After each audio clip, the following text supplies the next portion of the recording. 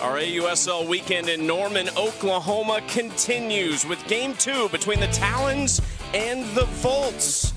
Game 1 belonged to the Talons in dramatic fashion. Came down to the wire with the legend, Patty Gasso, in the booth last night, and plenty of fans in the stands again today to see the world's best players go to battle. Last night, Megan Faremo and Raylan Chafin combining for an excellent pitching performance from the Talons. Faremo closing the door with runners in scoring position. Tonight, another Bruin goes into the circle with the start. Rachel Garcia got it done with the bat last night and the arm in relief, but she gets to go the distance today for the Volts, trying to even the series at a game apiece and trying to keep pace in these standings. The Bandits continue to run away right now. 7-2 record, a plus 31 run differential, and then the Talons and Volts in the middle there. The Blaze, a lot of work to do for them. Still 3 more games against the Bandits this weekend in Wichita. Inside the booth at Loves Field, alongside the 2-time All-American Amanda Scarborough, I'm Chucky Kemp. Well, the Talons, lots to talk about with them. This is a team that's won 5 of the last 6, and they're kind of just getting everybody together. Yeah, it just seems like this team is starting to click, starting to gel in a lot of different ways. I mean, definitely the strength of their team is their offense. They lead the AUSL in home runs. They've hit 14, but they're finding different ways to win, different ways to execute offensively. They're getting their lead off on base. They're finding ways to execute and advance those runners. They're taking their walks whenever they're given to them. Last night, in that 1-run win, which they've been so good at, 3-0 this season in 1-run games. Another 1-run game last night, and they're 5-1 in their last 6 games. It's a very dangerous lineup, as you mentioned, with all that power. This is the lineup that Howard Dobson sends to the plate with that rookie, Sierra Sacco, leading things off. She spent 1 game, the season opener, in the 9 spot. She's been in the leadoff spot for the Talons ever since. Tori Vidales in the 4-hole, hits in 7 of 8 games played this season for her. The bottom of the order, interesting as well. Paige Sinicki making her professional debut, the rookie out of Oregon. And then Jalen Allchin is a reserve player who's been filling in for the Talons and has been excellent. She's in the 9 spot to try and set the table for the top of that order. Going to be hard to do, though, against Rachel Garcia, the superstar out of UCLA, the national champion, the 2-time USA Softball Player of the Year. And last night, threw a gem out of the bullpen. It just wasn't enough. 5 innings, 2 hits, no runs, and struck out 4. Looking really good this season. Throwing well with her rise ball and with her drop ball, too, but already through 2 complete games this season, can go the distance. Sierra Sacco hitting 400 as a leadoff hitter this season. We had Patty Gasso in the booth with us last night. She said we could not get Sacco out this year playing for Mississippi State. And that was the problem for a lot of people who faced Sierra Sacco over the last 4 years of college. But certainly this year, when she led the SEC in batting average, and was a first-team All-American. And the Talons just got to see Rachel Garcia last night in relief for 5 innings, so got some experience and some ABs off of her last night in that tight game. It just goes to show you how well Rachel Garcia is throwing, that they have the confidence to give her the ball again today after that relief outing. And they said every time she steps in the circle, we feel like she's going to go the distance, throw a complete game because of her different looks, because of her velocity, the way that she changes speeds, just really overpowering at times this year. I talked to the Talons head coach Howard Dobson about their hitting approach, and he referenced Corey Seager for the Rangers a couple years ago in the World Series, talking about looking in windows, essentially, that they're picking. And he said, it doesn't matter what speed. We're looking at this at a spot, and if it goes there, we're swinging away. It's a really interesting way to do it. Tori Vidales talked about it, really likes that approach as well in this lineup. If you are facing Rachel Garcia, where is that window for you as a hitter? Yeah, the window, if I'm a right-handed hitter, I would pick in. Lefties, I would pick out. And I know he's talking about windows, but I would just try to hit her curveball. I would try to hit something a little bit firmer and down. She wants you to chase her rise ball out of the zone at 70 miles an hour, and she wants you to chase her drop ball down at 63 miles an hour. I would try to get a curveball like that. Sacco in the center. Clark took an awkward step, but recovered. There's 1 out. Yeah, curveball is the pitch that she's thrown the most. It's gone back and forth between that and her drop ball. Her drop ball is like an off-speed pitch for her that she'll work in at 63 and still throw her changeup a lower percentage of time, but drop her changeup down at 57. So our drop ball she'll mix in there, her curveball as well, and her rise. Give you a lot of different looks. Charlize Palacios now at the plate. Two Bruins facing off. Didn't cross paths in their time at UCLA, but certainly familiar with each other.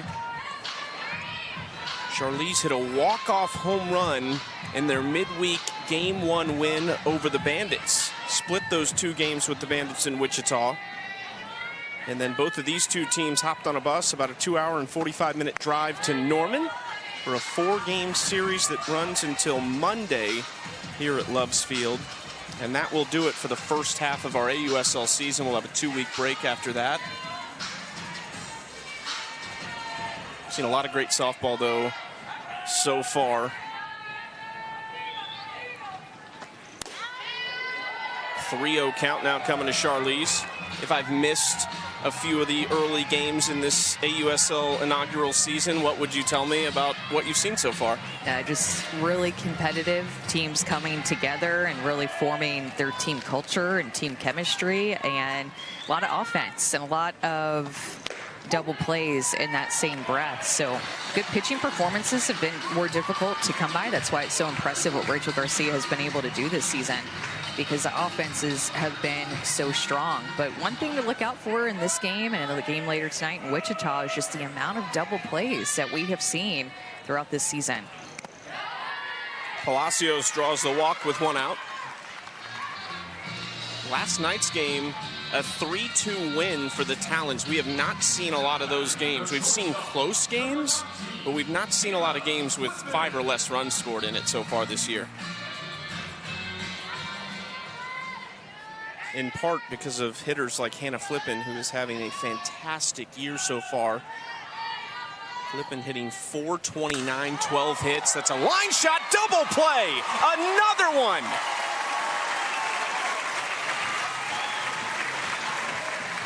Right on cue, you could tell that that backdoor curveball was in Hannah Flippen's window that we were just talking about. Takes a great swing at it, barrels it up, but another double play. We've seen so many of those. Back in Norman, good crowd and some serious Oklahoma heat this afternoon. Game 2 of 4 this weekend. Nothing doing for the Talons in the top of the first. See if the Volts can get off to a good start tonight. Amanda Lorenz up top has reached base safely in all 9 games. Mrs. Reliable at the top of that order. Sierra Romero jumps up to the 2 spot.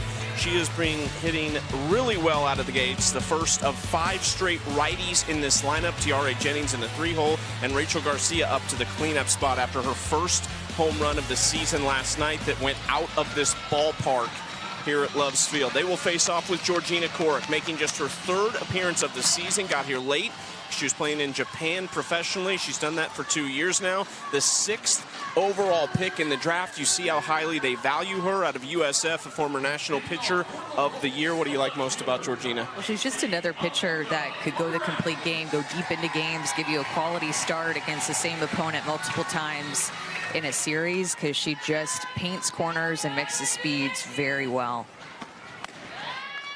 Georgina Korik in her young career has played just 4 years professionally out of USF, could probably already write a book. She's done so many things. She has such a great background, such a unique background. Her parents left Great Britain when she was just 3 months old, so she's been a longtime member of the Great Britain national team. Played in Australia in January. She's played in Japan.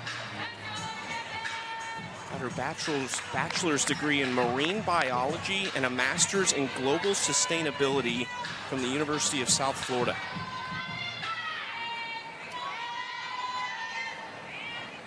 .2-0 to Lorenz. Catches the outside corner for strike 1. She loves to talk about pitching. She could talk about the ocean, all those things that you just mentioned as well, but the way that she looks and analyzes her passions in life is really unique about Georgina Korik, and pitching is definitely one of those passions that she likes to talk about and figure out. Smothered by Tori Vidales over at first, 1 out. Tori talked about how smart she is. So intelligent, you can tell when you talk to her. Georgina's also, both of them. Tori, of course, works with us for ESPN, and then Georgina Korek has called games for the local South Florida broadcast, so she's been in the analyst chair. She sees it from that side as well. Here's Sierra Romero.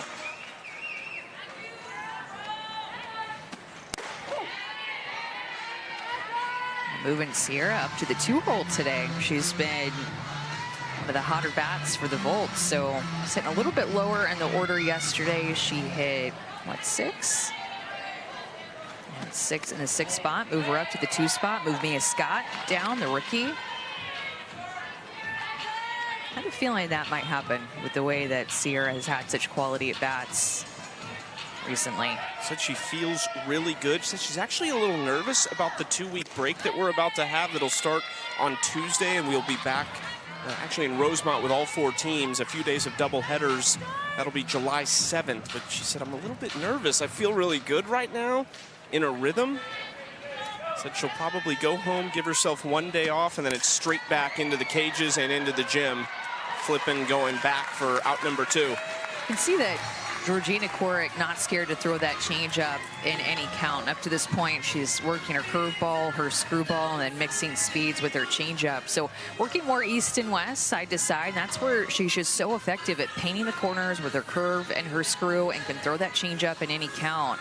Confident, especially in a hitter's count, as she works with her battery mate, who also was a late arrival to the Talons, Savannah Jaquish.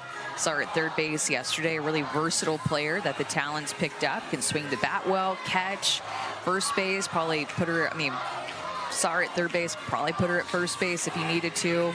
Just a really great athlete, catching for the first time, Georgina Korek. Every position player on this infield, from Sinicki, Flippen on the left side, Aguilar and Vidales on the right, you feel like you can put them at multiple positions in the infield. We saw Tori play third this week when Sydney Romero went down. She's now on the injured list for the Talons. First Sooner at bat of the day here at Loves Field is Tiare Jennings.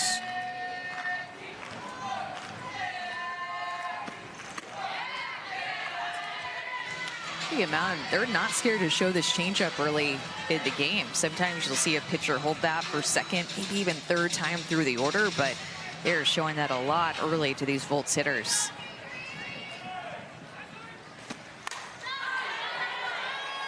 Tiare, you can tell by her face she wanted that one big time.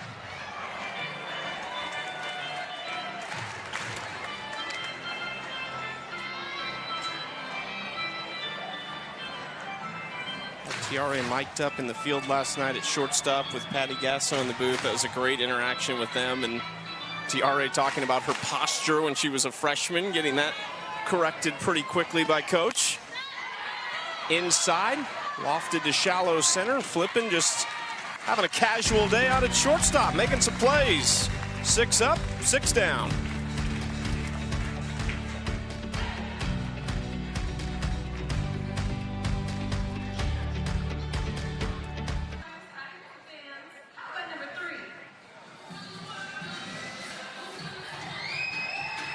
No runs, no hits, no errors in the first between the Talons and Volts. Let's check in on the field with Savannah Collins. Well, head coach Kelly Kretschmann told me that Rachel Garcia allows them to manage their pitching staff differently than pretty much every other team in the AUSL because of her ability to throw extended innings. She's the only pitcher in the league with a complete game, and she has 2. Now, like y'all mentioned, she threw 5 innings in relief last night, so I asked Kretschmann what led to the decision to start her again today, and she said she wanted the ball. She came to me and told me that she wanted the start. So I guess, when Rachel Garcia is ready to go, you let her do it. So while we've seen other teams lean into matchups and using their staff as a whole throughout games, Rachel Garcia is the plan for the Volts. They have used her just a ton. In fact, I think we've talked about, she's thrown the most out of anybody, and she just has the best stuff, I feel like, up to this point as well with how she's throwing, and that's why she's thrown the most innings on the team. When you look at the percentage, approaching 50% of the innings pitched, with Peyton Gottschall in second place there with 27%. Thought she might get the start today, as she was listed as a projected starter when those came out yesterday morning. But instead, they choose to mix things up on us and go with a different starter yesterday, and brought Rachel Garcia in relief and also start her today. So you will see Tori Vidales, Caroline Jacobsen, and Savannah Jaquish this inning, staying inside to Tori. It's 2-1. Tori struggled off Rachel dating back to 2023. That was her last hit. 1 for 14 with a walk. I would guess not many pitchers have put up those numbers against Tori Vidales. Tori into right field, tailing away from Piancastel, and it gets away from Piancastel for a moment. Tori into second with a double. First hit in 2 years off Rachel Garcia. We were just looking at this before the game. Like, what has Tori done off of Rachel in her career? Let's look it up. Well, it's been a while since it looks like she's gotten a hit, but squares up this curveball, takes it the opposite way. But a good job by Tori of going hard the whole way. And she's reading it, picking up the ball off the wall. And when Piancastel didn't play it well or off of the wall immediately, she was going to take second base. If that ball off of the wall goes into Piancastel's glove, then she's going to hold that to a single, but it got past her, and so it turns into a double by Tori. Victoria Hayward going to run out at second base for Tori Vidales.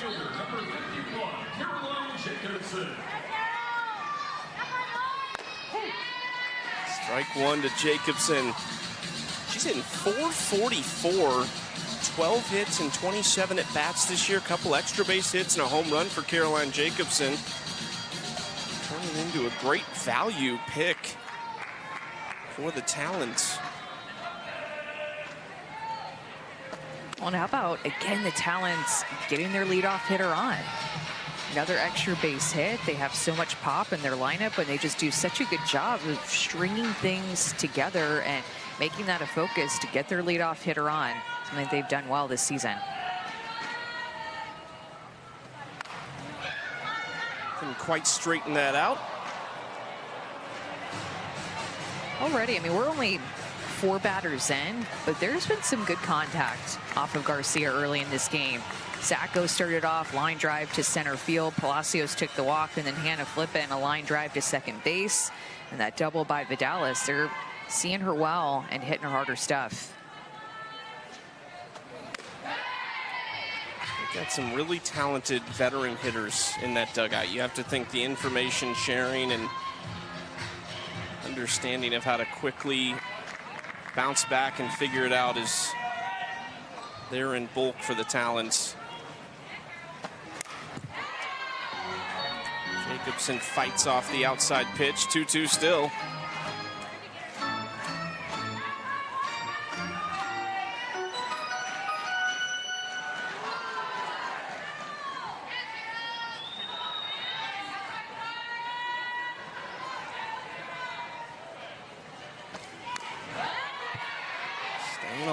Jacobsen. Well, and you can point out so many different stats about this Talents offense that shows that they're a complete offense. One is their average with 2 strikes. They're hitting almost 300 with 2 strikes. Compare that with the Volts hitting 154 with 2 strikes. Into left field, just foul. I mean, Amanda, they're top 2 in most of the major categories, but you've talked about it. #1 in home runs. They also lead the league in walks, and they have struck out the least. I mean, with 2 strikes, they have almost as many hits as they do strikeouts with 2 strikes, which is an incredible stat in itself.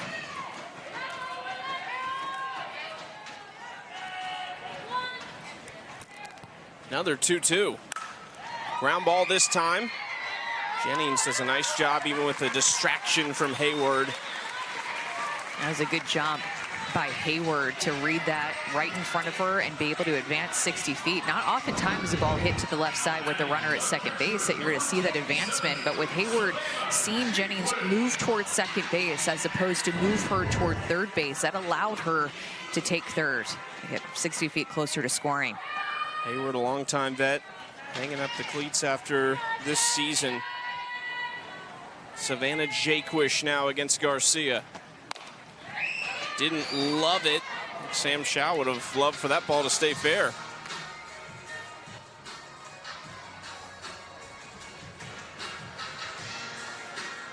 It's a funny moment last night between Jaquish and Shaw over at first when Shaw hit Jaquish and she kind of whipped her head around like she was upset about it, but they were joking around.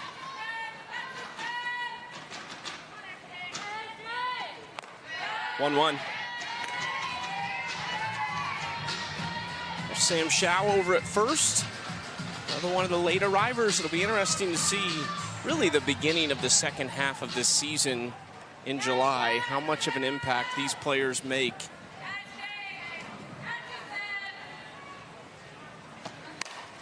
Popped up, it's a big out. Romero, 2 away.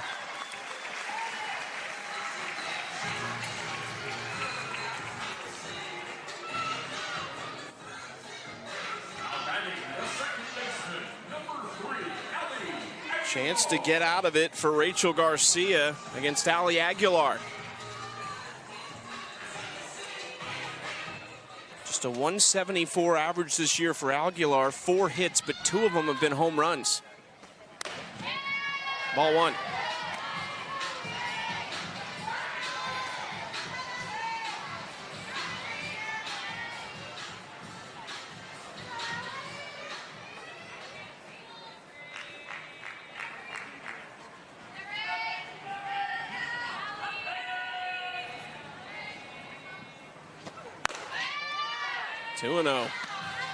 Aguilar has walked a ton this year. 8 walks already on the season. There's that 2-out hitting, a 364 average now. Last night was really an anomaly, did not hit well. 0 for 5. 26 runs scored with 2 away.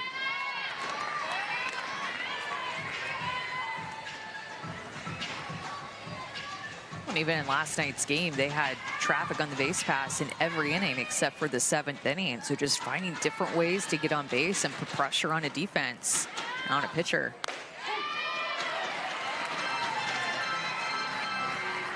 Strike 2. Saw some defensive miscues by the Volts that did lead to runs, but we talked about 10 free passes that the Talons were awarded and only scored 2 runs off of them. 3-2. So one thing that stuck out about last night's game is just the amount of runners left on base. They had 9. A lot of opportunities to try to extend that lead. It maybe should have come down to being so close in the 7th inning with the Volts a chance to tie it, maybe even win it in the 7th. Aguilar goes down swinging, and Rachel Garcia eliminates a leadoff double to keep the score level at 0.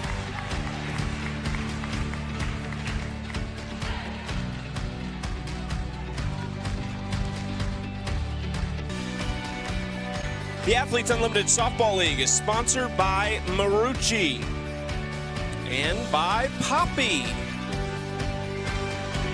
The legend, Patty Gasso, last night, the first pitch, up in the booth, got a standing ovation from this crowd. What a special moment for her. I know she didn't want to have that kind of spotlight as much in the booth, but it's Patty Gasso. The fans love her here. Absolutely. The standing ovation was a memorable moment, coming on air for the first time, and Patty Gasso doing her first open and having her first broadcast, and she's just so adored by these fans, and not just here at OU, but all softball fans, or a lot of softball fans, I feel like. Sinicki making the catch over in foul territory. Gold Glover in 2024 at Oregon, making her professional debut today. Of course, Sinicki is filling in for one of Patty Gasso's former players, Sydney Romero, who went to the injured list. And special moment last night, she threw the first pitch to Sydney Romero. Tiara Jennings and Sam Landry came out on the field and actually gave her a Volts jersey, to the dismay of the Talons players. Sydney looked a little surprised about that. I don't think that she knew that that was on the to-do list pre-game. And she didn't see that anywhere on the timing list before the game. But that was just such a cool moment. And Patty crushed it. I love that people got to see her personality off of the field in a different way. That is a rocket off the bat of Mulipola. Romero is now an assistant coach at Oregon for a Patty Gasso disciple and Missy Lombardi. Went to the Women's College World Series with the Ducks this year, and Paige Sinicki over at third base. Korick ahead of Mulipola 0-2.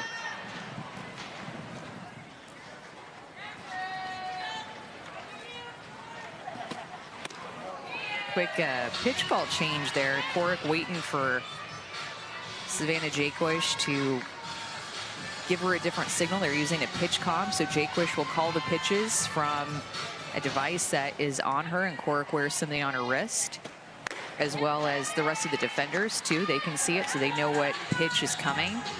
So it'll pop up, and what it looks like is the exact word that the pitch is, drop, and it will give a location that really the battery knows about where that pitch location is going to be. But everybody can get on the same page with the pitch comm. And there's a first strikeout of the game for Korick.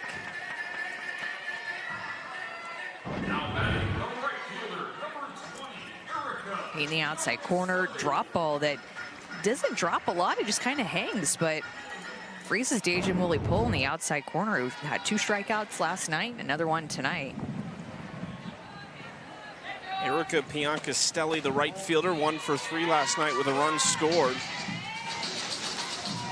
A lot of pop in the bat of Piancastelli, a former 4-time Southland Conference Player of the Year at McNeese. Tons of records in that record book.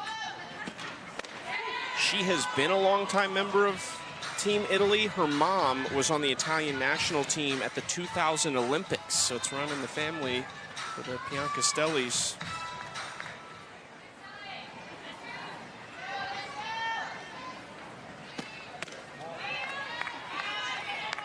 Got players in the AUSL field that have represented Team USA, Team Mexico, Team Italy, Team Canada, and Puerto Rico.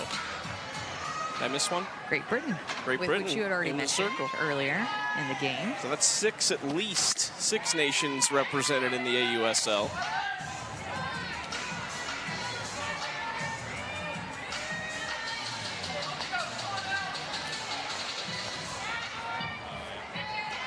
Hitters count for Piancastelli, nobody on, 2 out. That change is working, which most days for Georgina Korick, that change-up is going to be a big part of her pitch calls and her game. She throws it a ton, but she's been able to spot that pitch low in the zone, and all these hitters are taking it. 3-2 left field toward the wall, and Allchin running out of room.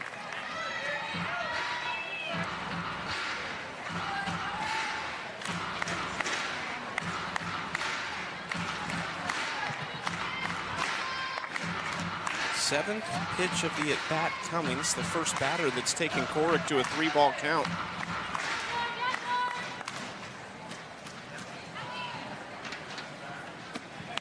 Got her.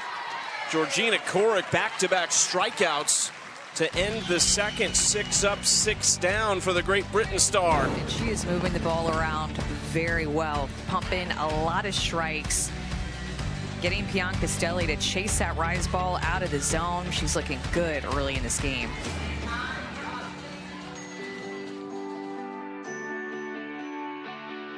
Hottest team in the league, the Bandits. Devin Netz, the rookie out of Arizona. Last night, her first career home run. We've seen her do it in the circle, and her bat's been great, too, early in the season. And so is her glove. She really can do it all. And then Taylor McQuillan, the lefty, got the start for the Bandits. Sarah Willis came in relief, but Taylor McQuillan has been money the past couple of series. The way that she's changing speeds is just, chef's kiss, so good. You can bring her in relief, you can have her start, but let's face it, the Bandits offense up to this point has been the best in the league with the amount of runs that they're scoring, hitting a 342 clip as a team and stealing the most bases. They have speed, they have power, lead the league also in slugging percentage. They've scored 23 runs in 3 games this week alone. They're really putting things together offensively.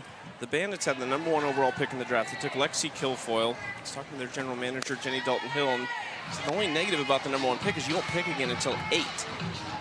Taylor McQuillan at 8, that's pretty, I mean, I feel like they have to be thrilled with Kilfoyle off the top and then arguably the best lefty in the league at number 8. I just think she is so talented, so good. And she can get swings and misses, too. She is just such a unique pitcher in the league with the fact that she comes from the left-hand side and the way that she manipulates the spin of the pitches, the way that she manipulates the speed of the pitches. Like, she just has such a unique look and has a ton of experience to go along with it. Continues to get better. 2-0, first professional at bat for Paige Sinicki. Rookie out of Henderson, Nevada, played her college ball at Oregon. For Sydney Romero, who's an assistant coach there. 2024 NFCA Rawlings Gold Glover, but really had a career year offensively this year. Hit .376 with 28 extra base hits. And she hit cleanup for Oregon, too. And what's just so interesting about that is that she's just a smaller statured player. 5'2", 5'3". I don't see very many cleanup hitters in Division I softball her size hitting cleanup, but had that extra punch, extra power. She is strong for her size and just a great leader. S.A. Lombardi and the staff at Oregon just raved about what Paige Sinicki did as a leader on and off the field for the Oregon Ducks the past 4 years. Almost went 30-50-30, had 28 extra base hits, 50 RBIs, and stole 32 bases. Quite the combination of skills for Sinicki. Stolen bases are hard to come by in this league. I mean, I feel like that's just another trend that we've seen. The Bandits lead the league in stolen bases. They have the speed, but we haven't seen very many other stolen bases outside of them. Patty Gasso was all about that last night. Said, look, if you got the early lead and a runner on first base, take your chances, put the pressure on this team who's already down in this game.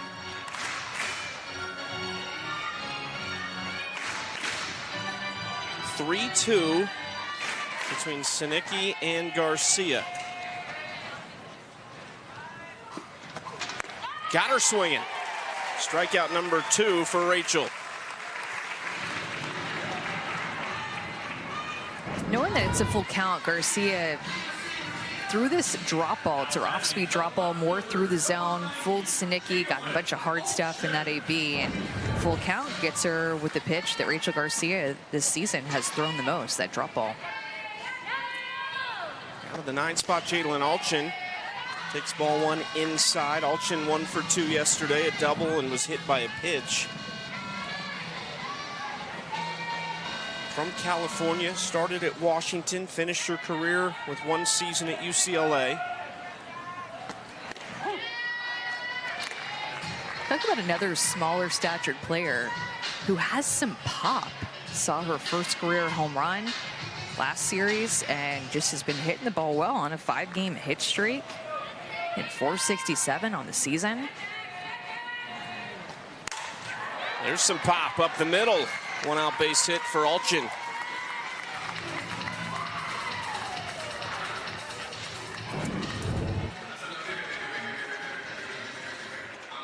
Does a good job just hanging on that pitch on the outside corner and driving it right back up the middle of the field.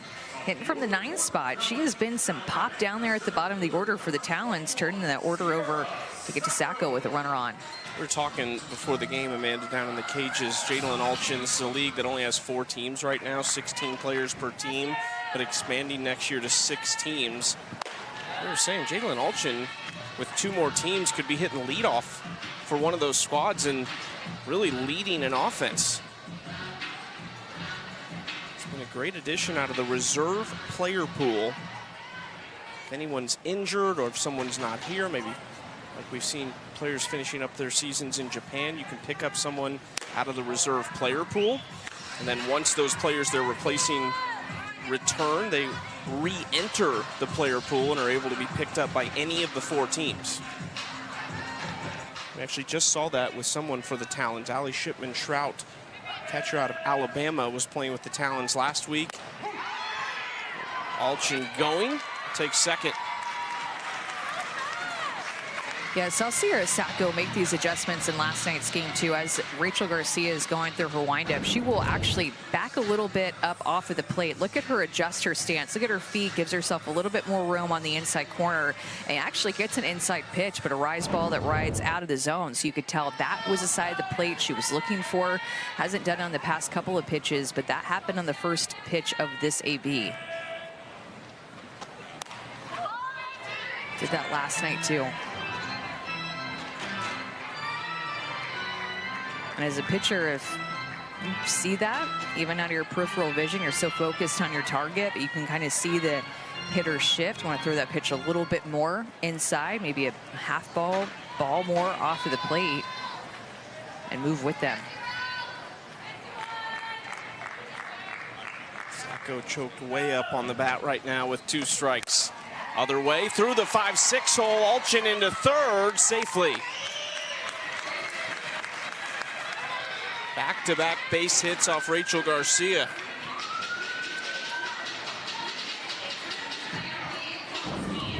First time through the order, Rachel Garcia not getting a ton of swings and misses. That's that drop ball again, stays a little bit more elevated, and Sacco not quite fooled on it like we have seen with other drop balls in this game. Allchin good base running to advance, another advancement opportunity that the Talons take advantage of.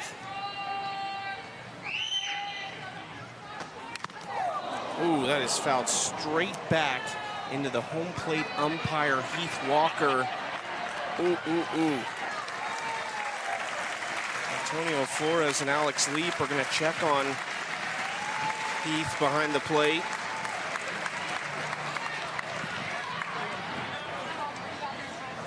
As the trainers, 90 degrees, feels like 93 to 95 is my guess.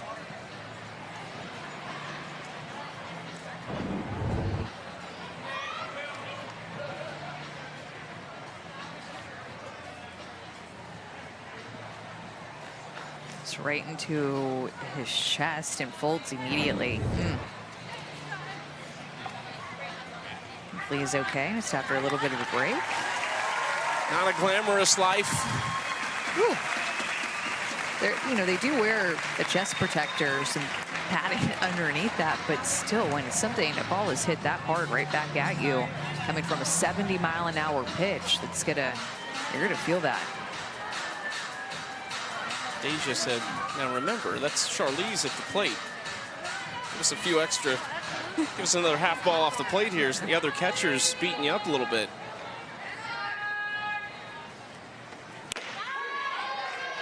Strike 2 to Palacios.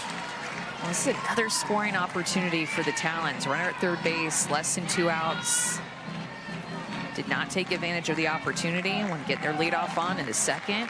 I feel like they need to come through here. Threatening again against Garcia.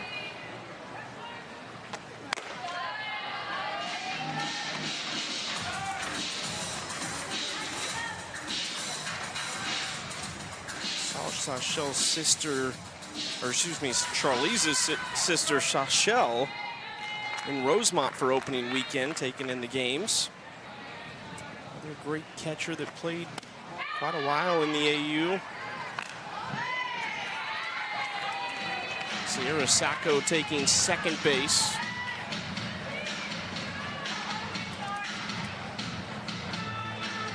Base hit should score 2 for the Talons.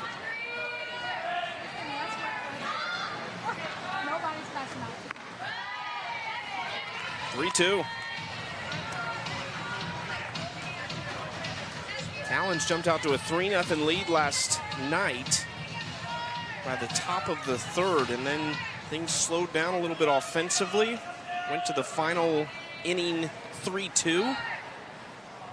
Rachel Garcia was so good in relief. That's off the handle. Jennings scoops it up. Runner coming home, and Jennings makes a nice play.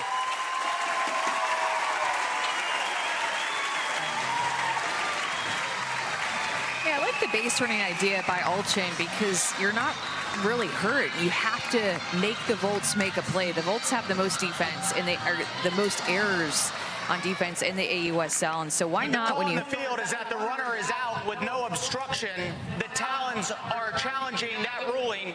The play is under further review. So why not try to make the Volts make a play? They made a couple of errors yesterday, kind of kicked the ball around at times, and you have speed. This is a tough play for Jennings, and Allchin has speed, and then you have Sacco, the backside runner, just already advancing toward third base. So it's just a good opportunity for the Talons to make the Volts make a play, have to play clean on defense with the speed of Allchin, and you have the obstruction that could always happen with a play at the plate, which is what they're going to be looking at right now to make sure that Deja Molipola, her feet were in the right spot whenever she received that throw, and this is going to be a pretty quick one that there was not obstruction. After review, the call on the field is upheld.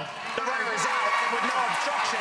This is the Talons' first challenge. But you're not hurt at all if you're the Talons because you still have two runners on, and you have Sacco advanced to third base. She has speed just like Allchin.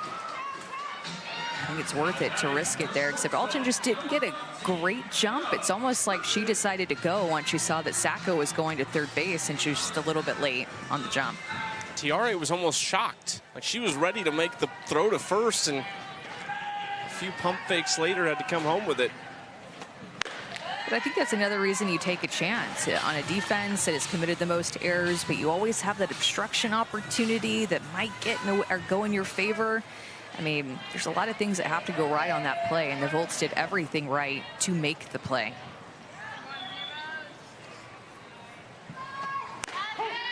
.1-0 from Garcia in there for strike one. Rachel Garcia and Hannah Flippen going to be teammates for Team USA at the World Games in August, playing for Patty Gasso. They'll also be together starting Tuesday, a little training camp here in Oklahoma for Team USA. It's a good pitch, and when the drop ball is working its best, it's falling off the table like that. A couple of them have been elevated, and one was a Sacco single that got her on. Opponents against Garcia hitting .094 with 2 strikes. She has just been so tough with 2. Something's got to give because Flippen's been excellent with runners in scoring position this year. 5 for 9, 10 RBIs, couple home runs.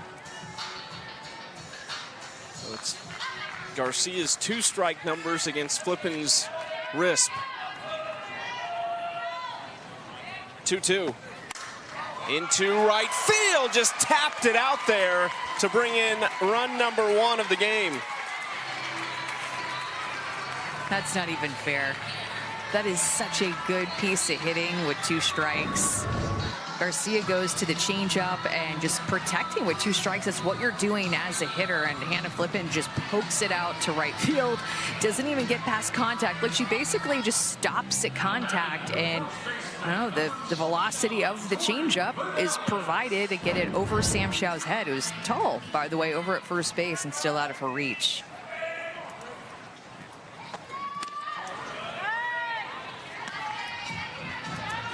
Another 2-out run for the Talons. Still 2 on the base paths for Tori Vidales. Now the Talons have scored first in 8 of their 10 games this season. They've done such a good job offensively, just getting on the board first. 6-1 when scoring first. Vidales into left center. Lorenz makes a nice running catch to end the inning. Hannah Flippen brings in the first run of the game for the Talons. She's mic'd up. We'll talk to her when we come back.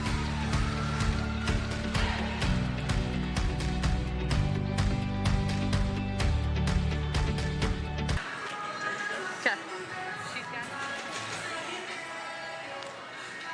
1-0, bottom of the 3rd inning. 4 hits through the first 3 frames for the Talons. Just the 1 run, but they'll take it against Rachel Garcia, who's been excellent this season. Talons trying to string together what would be 6 of their last 7. Swept the Blaze, split with the Bandits midweek. and took game one from the Volts. Hannah Flippen running out on the field, longtime veteran out of Utah, playing shortstop for the Talons and off to a spectacular start this season. We'll let her get her business tended to here and get into her position before we talk to her.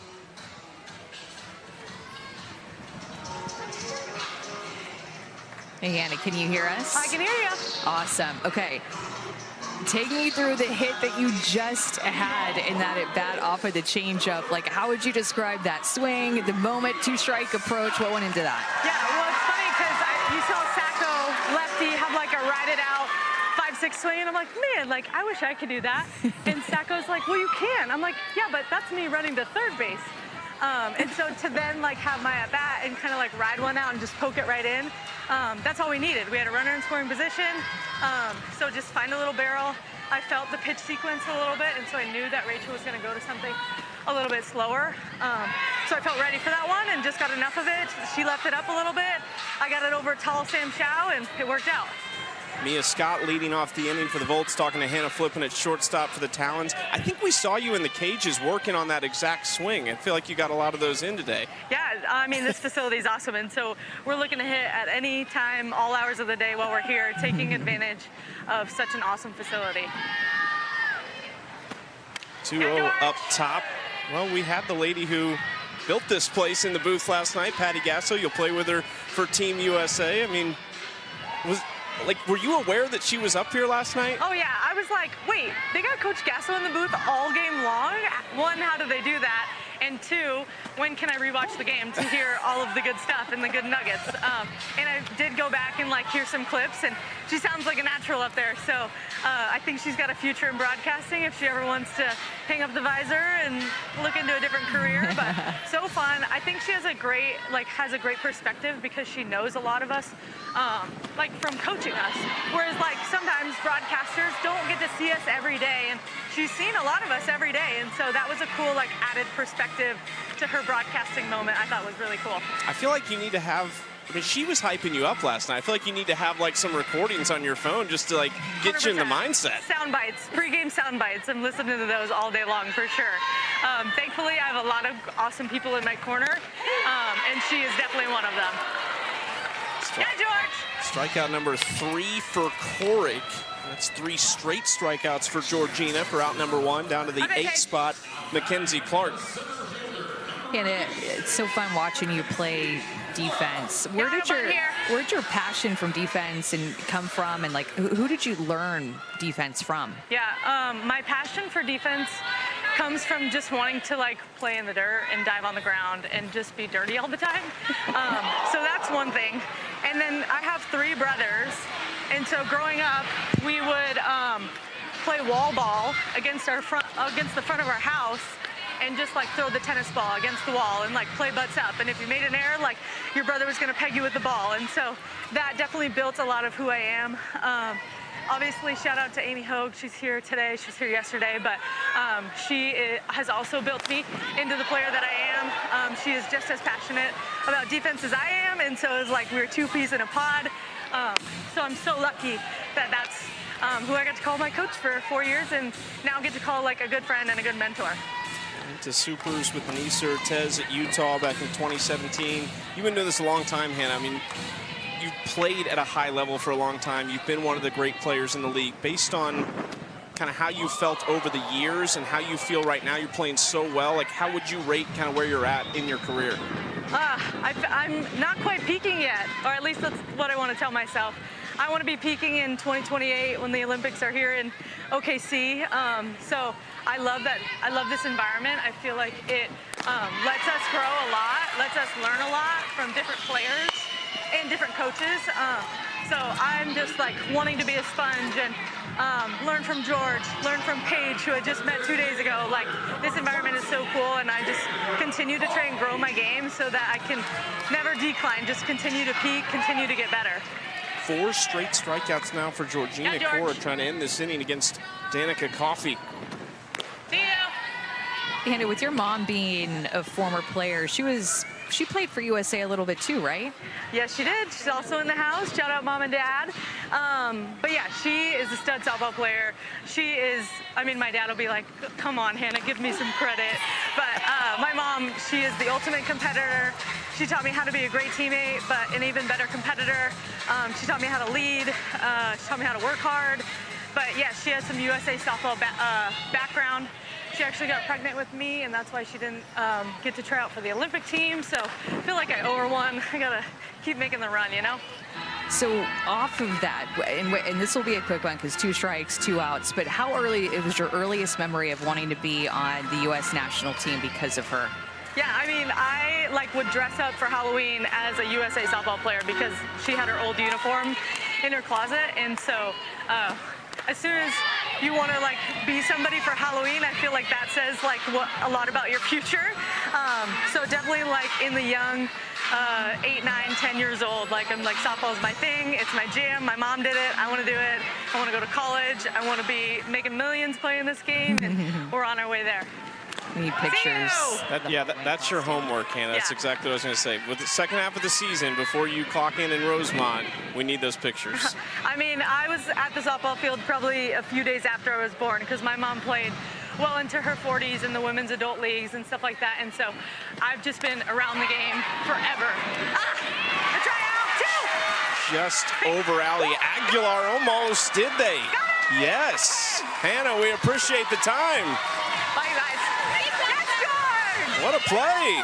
It's a heads-up defense from the Talons to finish the inning, and Georgina Korick, 9 up, 9 down. That was a heads-up play. Danica Coffey rounding first base a little too much, and Ali Aguilar always looking for a play on defense. I guarantee she learned that at Washington. What's the next play? She gets Coffey to shut down their inning.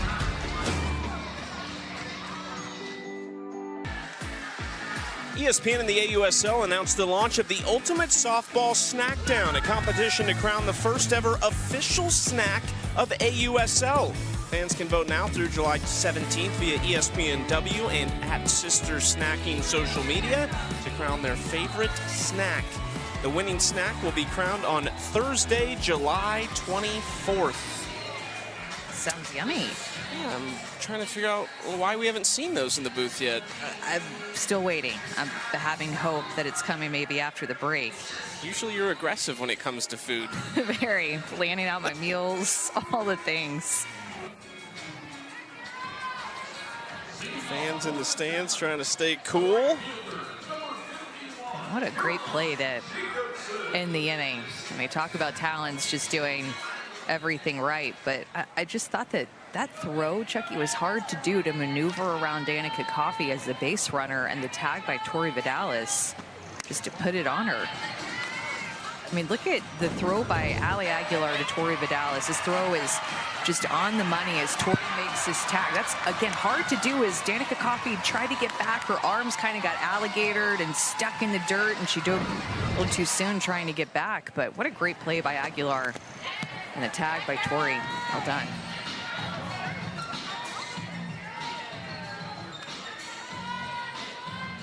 The Talons can add to this 1-0 lead. Ali Aguilar coming up third this inning. Stretch from 5 to 8 in the order, 0 for 4 the first time through against Rachel Garcia. Gets away from Rachel, 2-1.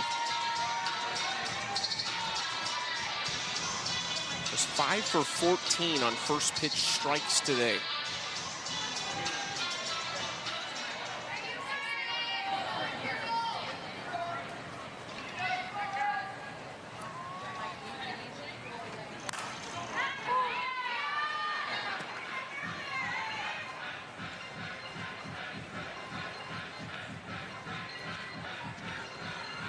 Jacobsen, a pair of hits yesterday with an RBI, has really locked down right field for the Talons. They are still waiting on the return of one player, Maya Brady, the former UCLA star, on the injured reserve list. Sydney Romero has since joined her there, but Brady is yet to make her season debut. Lorenz has it for out number 1. It all comes down to this, the best 2 words in sports. Game 7, Tyrese Halliburton and the Pacers, SGA and the Thunder. Tomorrow night, 8 Eastern, 5 Pacific on ABC, ESPN Deportes, and ESPN Radio. Coverage tips with NBA Countdown at 6 on ESPN and continues at 7 on ABC. Should we go? Maybe after our game ends, head on to the. Think about that. Head to the arena. You got tickets? I felt like this finals has been going on forever, by the way. At World Series, the Pacers were at our hotel, and so it just feels like World Series was forever ago, and yet this finals is still going on. Game 7, nothing like it, but no, I do not have tickets. If you could get I mean, those, are you buying the tickets? Not buying. I'm going to count on you for that. Okay, all right. See what you can come up with. It's your mission now. Be a madhouse down there, just like during the World Series when the game was going on. It was crazy around the arena. Who you got, Pacers or Thunder? I'm going to go Thunder. Yeah. It's hard to not bet on the Pacers. I mean, they've had such a great run. Some Thunder fans in the house. What a young, talented team they've got, too. A team that could be really good for a while in the league. Led by the MVP. Savannah Jaquish at the plate. Jammed up. Easy one for Romero.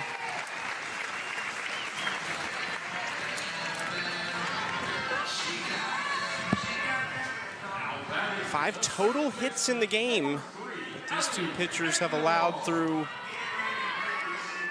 3+ innings. Aguilar struck out swinging the first time she came to the plate. 0 for 4 in the series so far.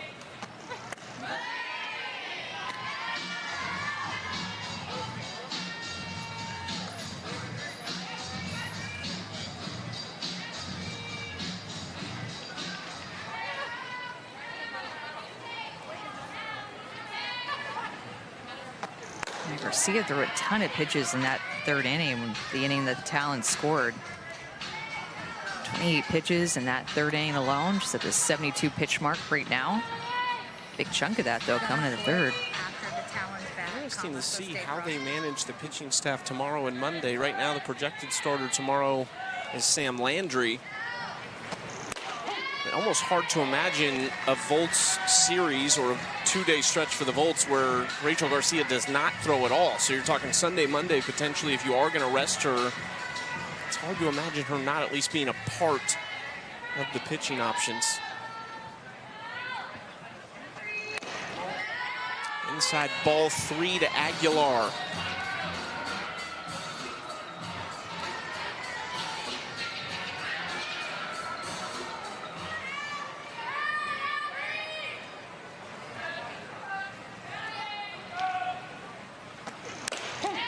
A lot of hitters counts in this inning for the Talons. In fact, all 3 hitters who have come up to the plate have found themselves in a hitter's count. 2-1 for Jacobsen, 2-1 for Jaquish, and then 2-0 to Aguilar. And 3-1. Got her looking. Aguilar with a glance back at the home plate umpire, but that'll do it. A 1-2-3 inning for Rachel Garcia. Used to draw some comparisons to one of the greatest, Lisa Fernandez. That's the general manager for the Talons, and she will join us next.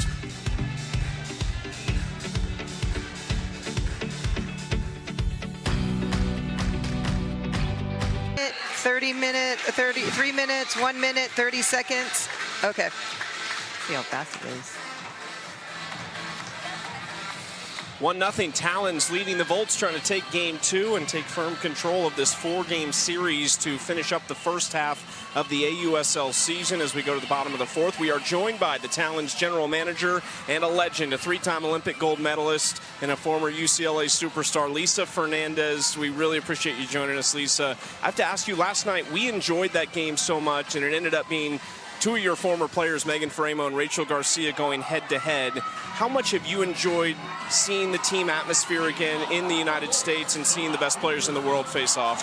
Oh, this has been awesome. I mean, AUSL it's just been incredible to see the talent to see these guys working together, and especially when you see their careers. And for me personally, really, I just can't be, I'm just so proud. I mean, to be able to see where this sport has been since I played, and to see where it is now, it is just, I marvel. I mean, it's just incredible. Amanda Lorenz leading off the inning for the Volts, down a run. How would you describe this Talons team up to this point this season? Gosh, it's so exciting. I just sit there and I'm amazed. I mean, to be able to see how these guys work. I mean, the Talons and the organization that I have, the people that work with me, top notch. And then to be able to have the opportunity to draft these players, it's kind of fun because I've been watching these guys for a long time. You know, as long as I've been at UCLA. Some of them I recruited. Obviously, some of them played with me, but. You know, it's cool to be able to see it kind of come full circle and now have them be on my team. It's just something that it's been pretty awesome to experience, right? And really to see the leadership skills that they have, the knowledge they have for the game, but really the professionalism that they have for the game. And that was really important for me when I drafted this team, was to have people that had high character, that knew how to compete, but really that knew how to be resilient, right? Because this is something that we're getting into for the first time. And to be able to see how they've been able to manage and come out here and produce and to play and to be excited about this game, it's been awesome to see. 2-2 count now to Lorenz from Corrick, having a great outing so far. I'm going to ask you about Howard Dobson, your head coach, and kind of it is so unique to draft from scratch. You didn't have a team at all, and then you guys put your heads together and you put this great team together, off to a great start this season. What was that process like once you learned you'd be working with Howard and leading up to the draft? Yeah, it was a lot of collaboration. You know, super blessed to have some awesome people around me. You know, my coaches that have been able to really be able to help. You know, Alex Ibarra, you know, Kirk Walker, you know, all these guys that were able, Joe Coons, I mean, Venus, and I mean, it's just been, you know, incredible. You know, Will Oldham, I mean, we all really strategized and, you know, did the research, right? You know, you ask questions, you see from experience, you watch people and how they go about their business, what they've done in the past and to where they are, you know, currently. And, you know, really when you talk about the professional level, you know, a lot has to do with, you know, those that are self-motivators, right? Those when no one is watching, what are they willing to do to get themselves prepared for this moment in time? And, you know, this is a moment in time that we all have to take advantage of and realize that, you know, this generation, this group of athletes right now is creating something that is going to be sustainable, and it's going to be something that's going to be around for the long haul, and we're a part of it. And so that's just something that we have to be so proud of and willing to handle that task.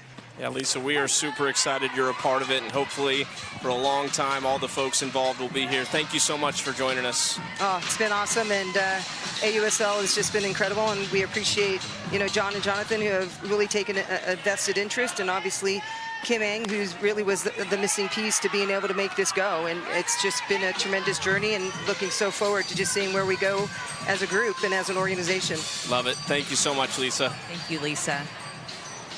Thank you. It's another GOAT over there. Patty Gasso here last night. We got Lisa Fernandez sitting 2 doors down right now. And I just love the competition, too, between not just these teams, but you know those GMs and head coaches are competitive. There's a lot of big names in this league. Definitely. They're off to a great start. Sitting right next to Kim Eng in the booth, the AUSL commissioner. Savannah Jaquish getting tended to right now. Some eye drops.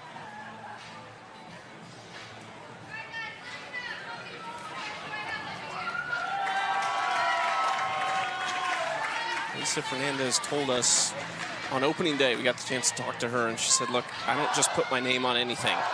When I want to do something, I want it done the right way. And she said Kim Eng, sitting to her left, is a big reason why she signed on. She said, oh, they told me Kim Eng was involved. Okay.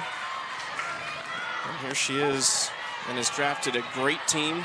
We've been around the Talons, got to be around them during batting practice. It's a team that seems to gel really well. It's got a good mix of veterans and rookies. Kim Eng being the fearless leader of everything. A lot of great ideas that she's bringing to the table, pushing the GMs, head coaches, the leagues in a direction that it seems really solid, really great so far. I mean, you think about what we've done in the past and what we've seen, Chucky, the past, 2.5 weeks since the end of the Women's College World Series. It ended on a Friday. Our first game was on Saturday, and we were off and running. Cora gets the outside corner against Tiare Jennings. think Georgina Korick has seen the minimum through 4. Talons 1-0.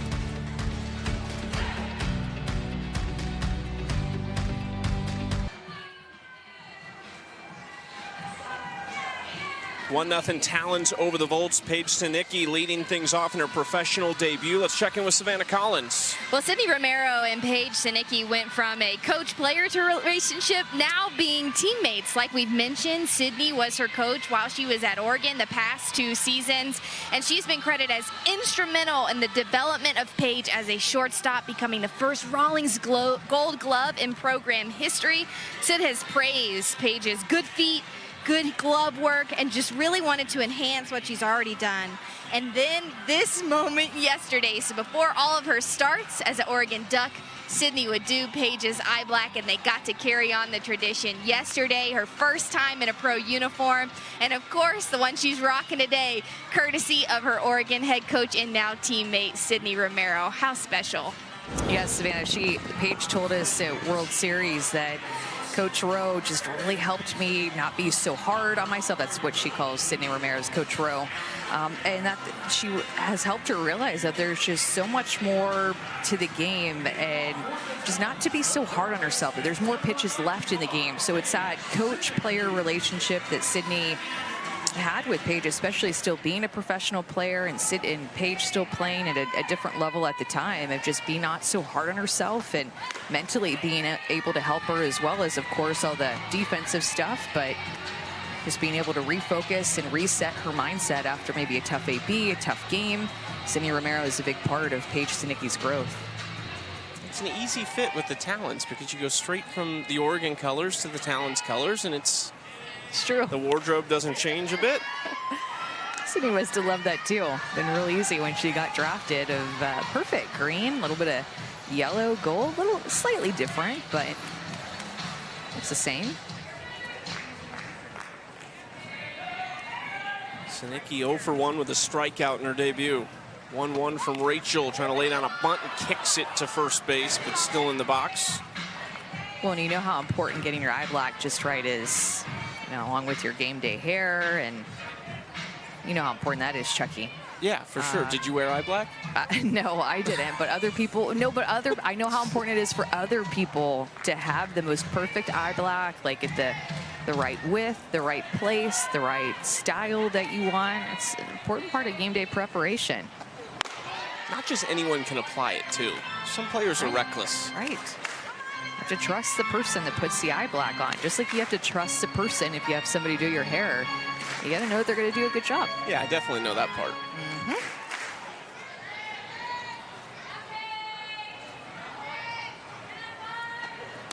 3-2 to Sinicki. Great at bat here to lead off this inning against Rachel Garcia. Top of the 5th.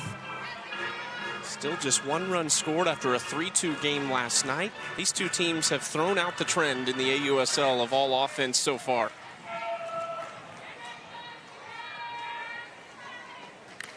And she's from Buffalo, New York, so she grew up a lifelong Yankees fan. And remember, at Oregon, she played shortstop. She's playing third base in the game today, but just watched and learned from watching Derek Jeter over at shortstop play for the Yankees, and that was her favorite player growing up.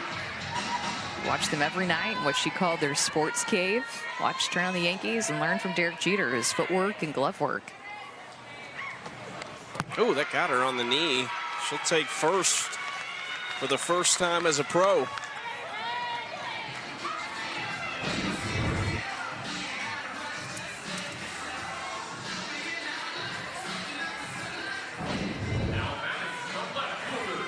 Our next WNBA game tomorrow afternoon on ESPN, ESPN Plus, and ESPN Deportes. Caitlin Clark and the Fever against the Aces. Coverage tips. WNBA countdown at 2:30 Eastern, 11:30 a.m. Pacific. Caitlin's back. Been back for a few games now. Just, you know, it didn't take her any time to get back into her groove. Did not. It's been a lot of talk about Caitlin and her teammates and Sophie Cunningham in the news. A lot going on there. Some big rivalries brewing in the WNBA right now. I get it.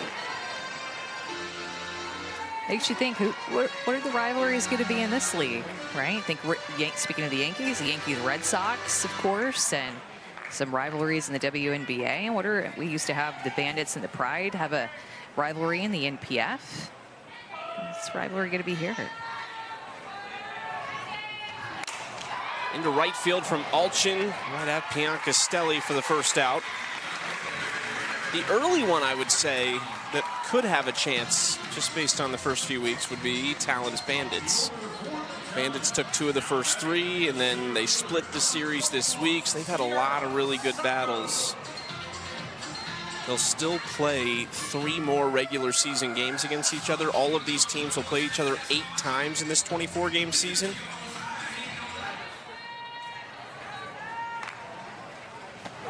Sacco through the 5-6 hole. She just plays at her own speed.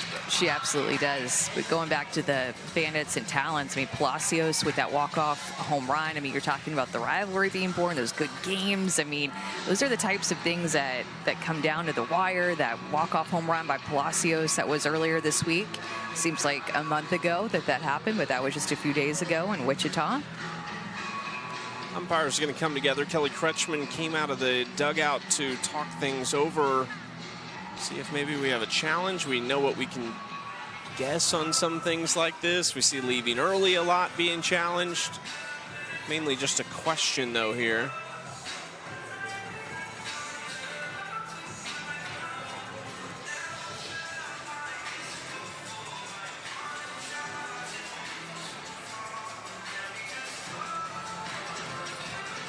Hard to say. You good lip reader?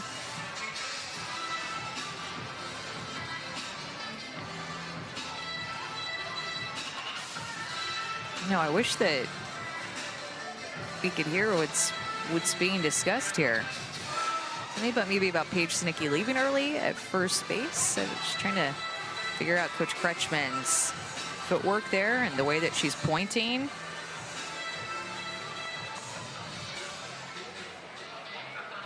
We'll play on first and second. Now Kristen Zaleski is talking to Alex Lee. Just won a national championship with Texas. Kristen Zaleski did. Coached at OU for a little bit. I saw her working with Tiara Jennings in the cages earlier today. Tiara said they had a great relationship.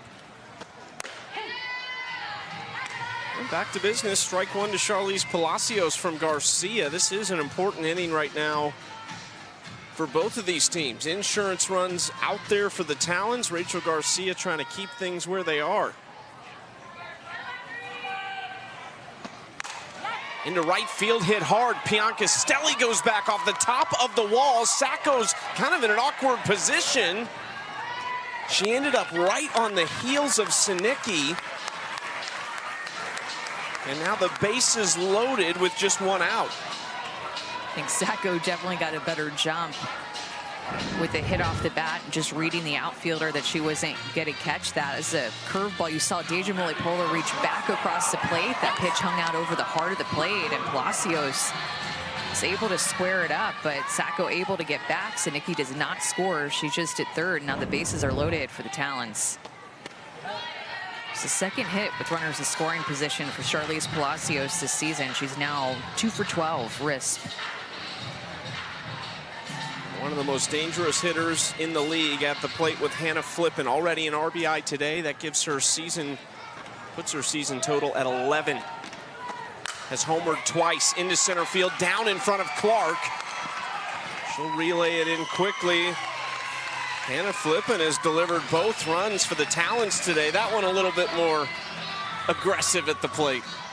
Coming through so many times this season already, leading the team with runners in scoring position. Put her right there in the 3-hole to have a ton of opportunities with the hitters in front of her getting on base, and she's just been driving them in. Great job of staying on top of this pitch, more up in the zone, level swing, driving the second run in this game for the Talons. Rachel Garcia's day will end right here. Bases loaded, 1 out. The Volt's going to make a change to go to Peyton Gottschall.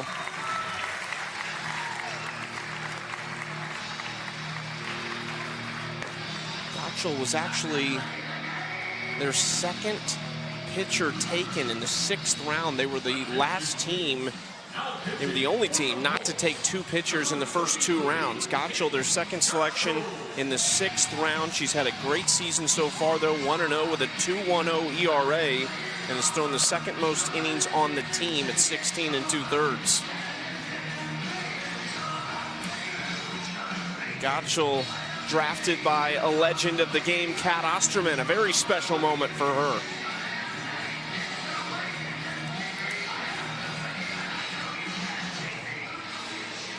Legend.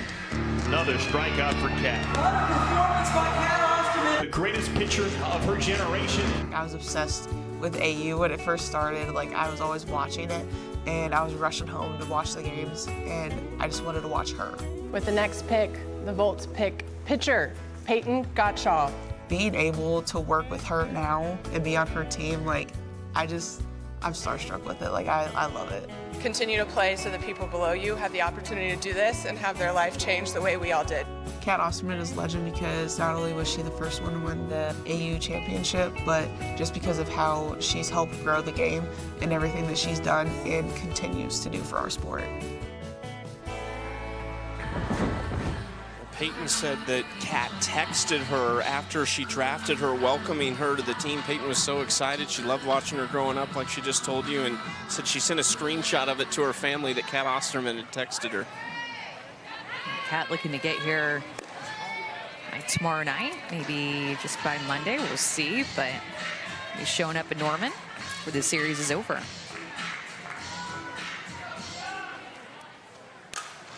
Popped up. Tori Vidales, Clark coming in, Sacco just teasing a little bit over at third base, 2 outs.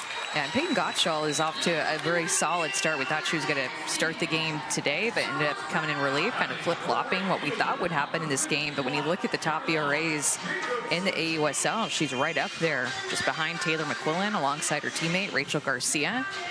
Lexi Kilfoyle in the mix, in very good company. Those pitchers.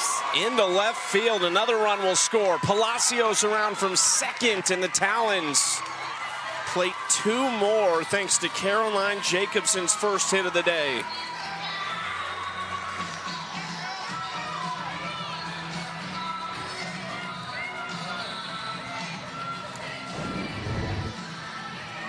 Caroline Jacobsen just continuing to stay hot. Turns on a pitch, gets her barrel there. I mean, she's been spraying the ball all over the field, Chucky.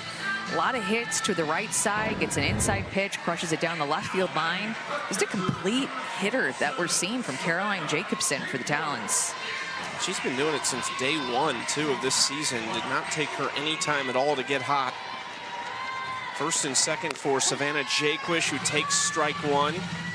Savannah Jaquish is going to step up to the plate, looking to get her barrel out in front to a pitch. A couple of pop-ups to second base. I bet she's going to try to be early, get her, maybe start her load a little bit sooner. Of course, not facing Rachel Garcia like she did in her first 2 at-bats of that pop-up to second base, but you know she wants to square something up.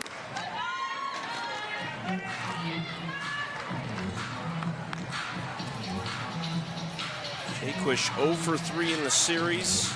Walked last night and was hit by a pitch. Takes strike 2 on the corner.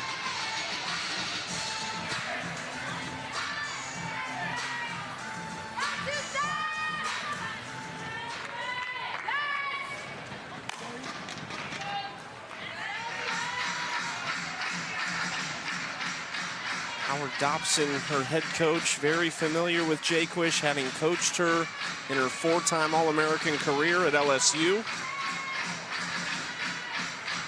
Jaquish was part of those 3 straight Women's College World Series appearances for the Tigers. They haven't been since those 3 trips.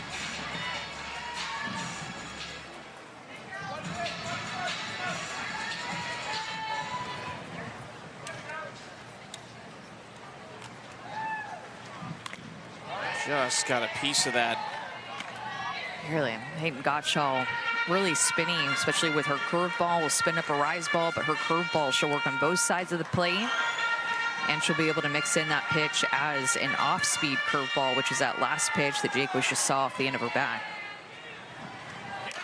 and that one as well. This would improve the Talons to a 500 average today with runners in scoring position. They are 5 for 11 to this point in the game. Were 3 for 11 last night, which still isn't a bad number, over 250.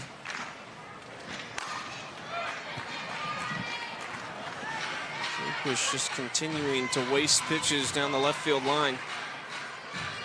Well, and you just want to hit. You know, you feel the rest of how well the Talons offense has been hitting. You come late to the team. You want to join the party. When you're a hitter, you want to hit, especially when you see all your teammates around you swinging the bat so well. And right at Tiare Jennings. It was a good swing from Jaquish. Can't keep the inning going, though. They do add 3, and it's a 4-0 lead for the Talons.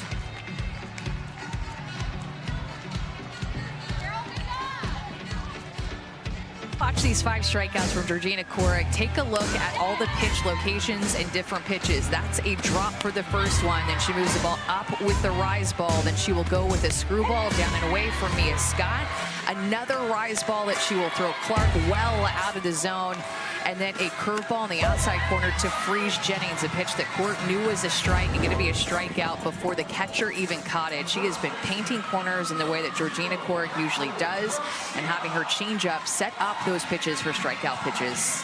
She has seen the minimum through 4 innings, and you see that one hit there. It was a bloop into right field that Ali Aguilar turned and threw Mackenzie Clark out on immediately, so has not had a base runner, has not thrown a pitch with a base runner on. Now facing Rachel Garcia, 4-5-6 here in the 5th. Just feel like the Volts have got to find something. We have not seen really anything happen good off of Korek so far. Rachel popped up to third base her first trip to the plate.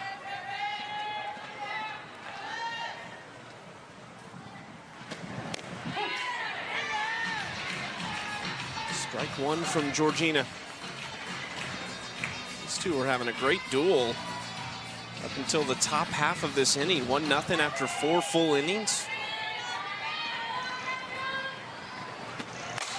Ooh. And it looks to me like Garcia looking for that inner half. Court threw her a curveball on the outside part of the plate. She stepped open toward third base. Curveball clipped the outside corner. Just didn't even look like she was looking for that side. But look at Rachel's front leg when she's striding on this pitch that went outside. She will take a step more toward third base, opened up.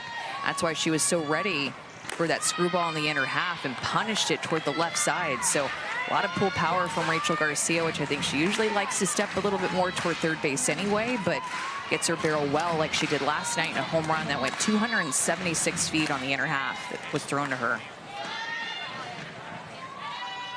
Oh, okay. Changeup just high from Korek.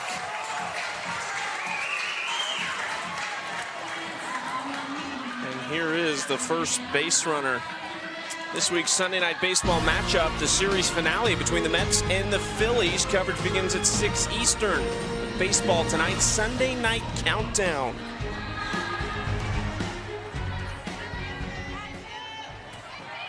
Mets, Phillies. You been watching a lot of the Astros? Been trying to. I've been watching more AUSL than Astros, though, which I think is a good sign for softball. Having some AUSL to watch over my favorite pro baseball team. Trying to get in when I can. Up straight back. There's a little window here above the net that it could get to us. It is. I'm not going to lie. I'm a ducker. I'm going for it. I'm just gonna go for it, I think. It definitely could make its way in here, but I'm not risking my hands, fingers, rings that are on my. I'm not doing it. The rings. You may or may not have seen me duck at the SEC tournament that happened. I know. I was a little disappointed in you. That. And I'm pretty shameless about it. I have no shame about my duck game. I will deliver the shame to you for it. Just everybody else tried to, too. Doesn't make me feel bad about it whatsoever. Up the middle. That's ripped by Mulipola. And here come the Volts in the bottom of the 5th.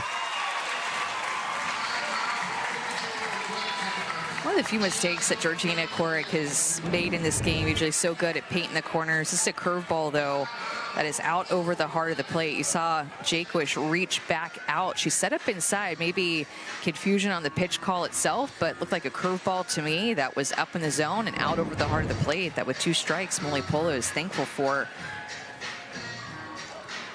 Howard Dobson had a quick trigger last night with Raylan Chafin. This is just a conversation with Korek. We'll see how much more they'll allow in this 5th inning. Chafin was excellent. The rookie out of Mississippi State. Now back-to-back good starts for the Talons. Really hard to do in this league. It's hard for one start to go well against these hitters, let alone have back-to-back good starts. We've seen 3 different pitchers for the Talons in the series so far, with Ferramo being the other in relief last night, and all of them have thrown well. First and second, nobody out for Erica Piancastel.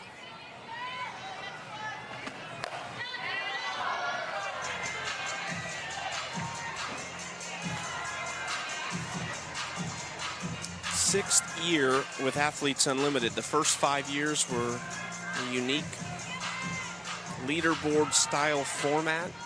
You earned points for your individual performance as well as the team you were on, but you switched teams every week. That format is now known as the AUSL All-Star Cup and will be played following this traditional format in August.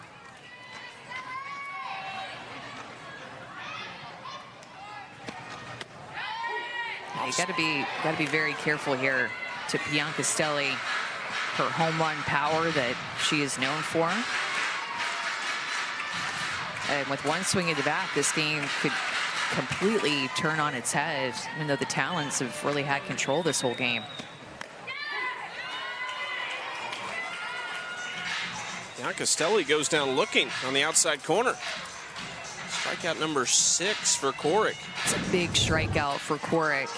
After the first 2 reach, goes right at Piancastel, gets ahead and gets her looking with her curveball. Not expecting that to be a called strike, but the 6th strikeout for Georgina Korek. Mia Scott 0 for 1 with a looking strikeout. Takes ball 1 outside.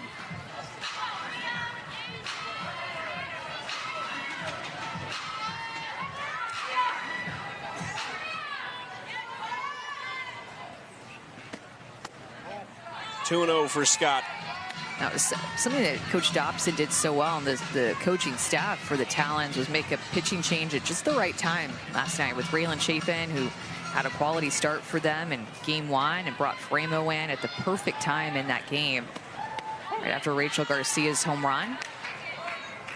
These coaches have to be aware of when is the right time, the best time to make this change, because offenses can just really turn on a dime and get hot so quick, and one pitch can change the look and feel of this game.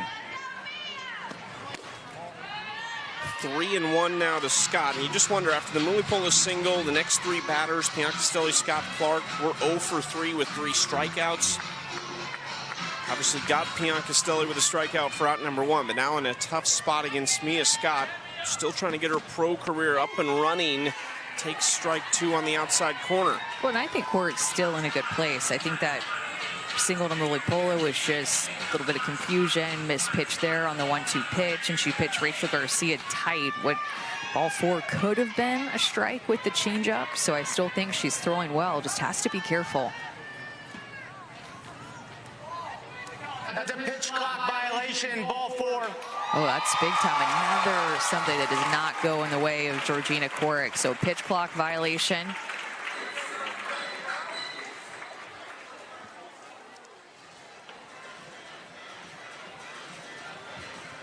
So now going to load the bases. Well, I think what they're confused about is it looked like the first base coach, Josh Urich, had said something about the time. Maybe he said time. And Georgina Korek heard him say that, and so I think she thought timeout was being called, so she then stepped off of the pitching rubber, was a little bit more delayed in delivering the pitch. So just, again, a bit of bad luck, but you see her confused of saying, see, he called time. And I think maybe he was saying that the time had gone down and just trying to draw the attention to the umpires about it. Looks like this is going to be a change here.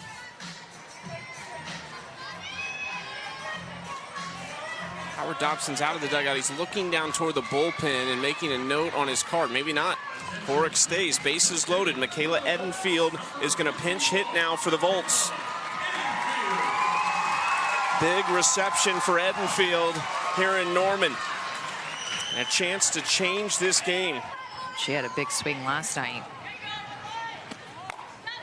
Fouled off toward the dugout. It was that double into the right field corner, and it would have tied the game. I think Sierra Romero would have scored the tying run, but it hopped into the corner in right field. There's a little bit of the wall that's lower, and it jumped into the bullpen for a ground rule double.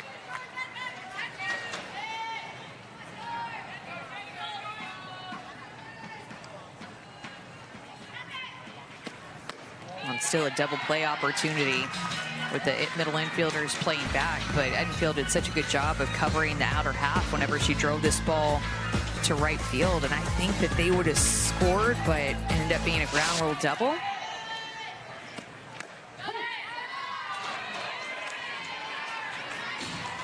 They tried to rally in the 7th inning, trailing 3-1, only got 1 run across though.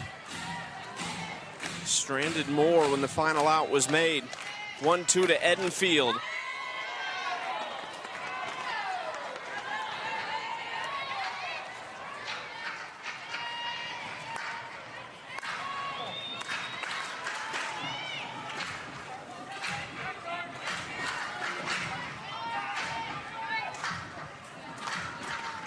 Horrick steps off that time. Might have been closing in on that pitch clock again, getting low.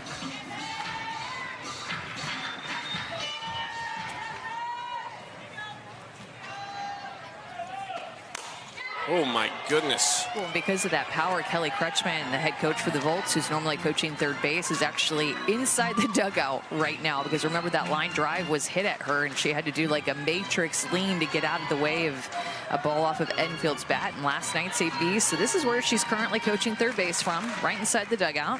If she needs to, she can hop on out there. 3-2. Already been some big moments in this series. This feels like one of the biggest right now for Edenfield. 4-run deficit. Ground ball right side. Could they roll a pair? Flippen to first, and they do. More defense in the early stages of the AUSL season. Look at Georgina Korek work through this jam, the first one that she has found herself in this game, but bent a little bit, but she did not break. Executed a pitch down in the zone to turn a double play to her strong middle infielders, Aguilar to Flippen to Vidales.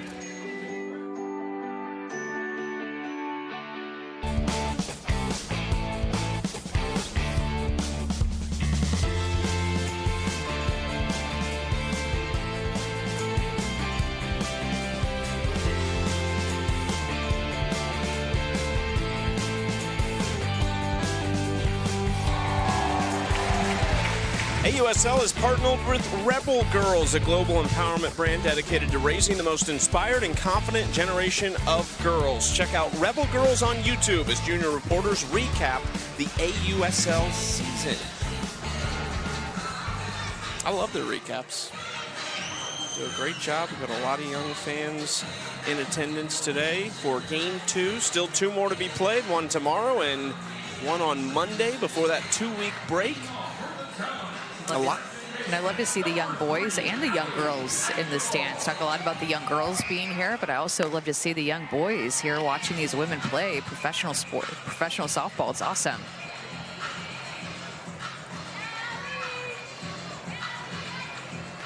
Eight of the players on these two teams will actually stay in Norman after Monday and begin a little bit of a training camp with Team USA, led by our broadcast partner last night, Patty Gasso, and a number of The coaching staff, too.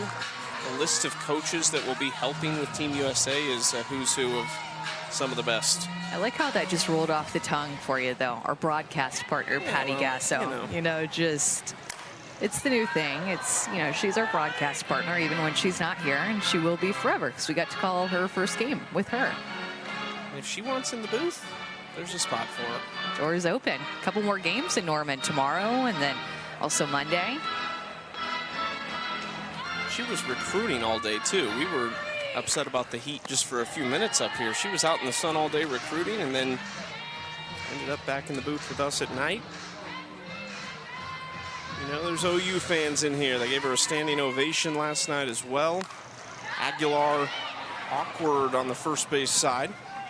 We'll still be here for a couple more days, which I don't mind being here at this stadium and this booth for a couple more days, but have a good pitching matchup coming up tomorrow too with Sam Landry from Oklahoma. Just finished her final year playing as a senior. And I think she'll be going up against Megan Faramo tomorrow. If all holds true. Aguilar goes down looking against Gotchel. First strikeout for Peyton today. Love these pitching matchups. A lot to look forward to. Faramo versus Landry. You see the numbers there.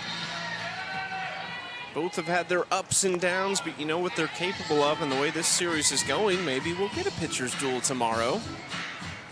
I think a lot of OU fans will be showing up for that one. If you haven't gotten your ticket yet, you can still buy it for tomorrow night. See Sam Landry pitch again on this field.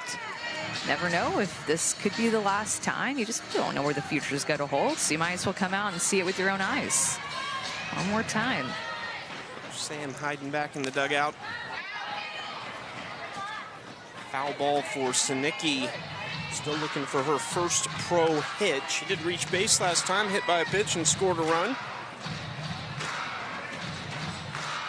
And you did see that kind of inflated ERA for Megan Faramo. That's why I think that relief outing for her last night was so important, just to close the door on the Volts last night. Came in relief of Raylan Chafin, and it got a little hairy there at the end. It literally came down to the last pitch, the final hitter, and Megan Faramo came through with a strikeout to end the game. And she wanted that bad. Been giving up a few runs early since she got back from Japan, but looking to get back on track and had a great relief outing last night. Looked fierce. Saw a number of the Talons players posting on social media about how much they love playing behind Megan Faramo. Multiple saying, I'd run through a wall for you. And it's that shot of Faramo at the end getting fired up for the win as Jalen Allchin singles.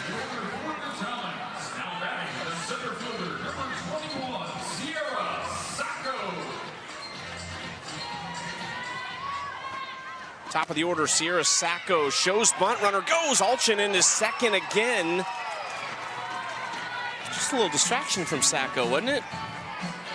You're worried about her at the plate and just what a good hitter she is, and putting Allchin in motion, getting her in scoring position with how well Sacco has been swinging it. Why not? Give yourself a chance to score another run. Extend this lead, and we haven't seen a ton of stolen bases, as we mentioned, except from the Bandits, really, but Allchin has speed. And we'll go the backside of the bag around the tag. Entering this series, the Talons were 1 for 1 stealing bases. Allchin today has 2 singles and has stolen second on both of them.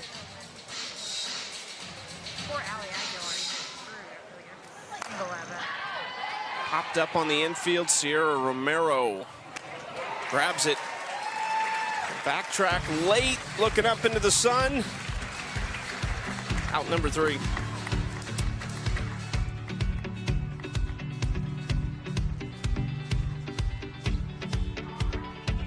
The Athletes Unlimited Softball League is sponsored by Marucci.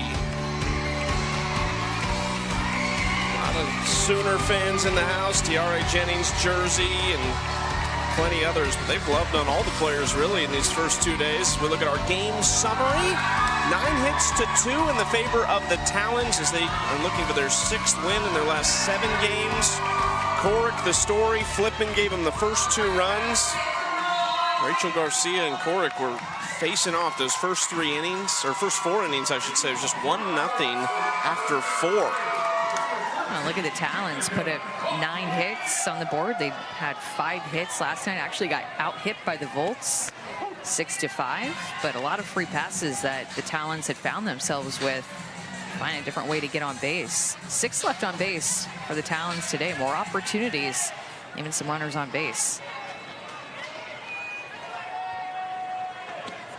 9-1-2 to face off with Coric. 1-1 count for Danica Coffey, who singled but was thrown out on the play after rounding first base by Aguilar.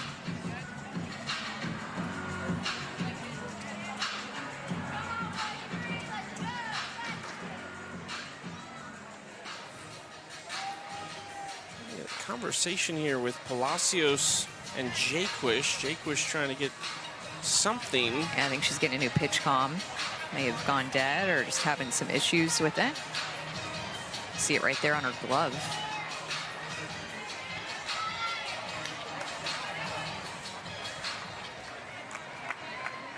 What a duo behind the plate that they have with Savannah Jaquish and Charlize Palacios.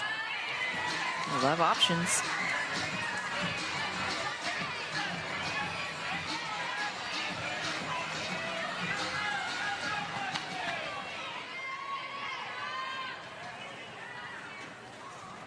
One-two to Coffey.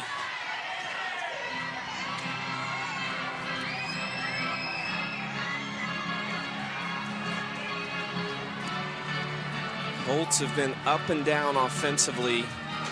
They scored 15 runs in the first 2 games of the season against the Blaze as Coffey lines out.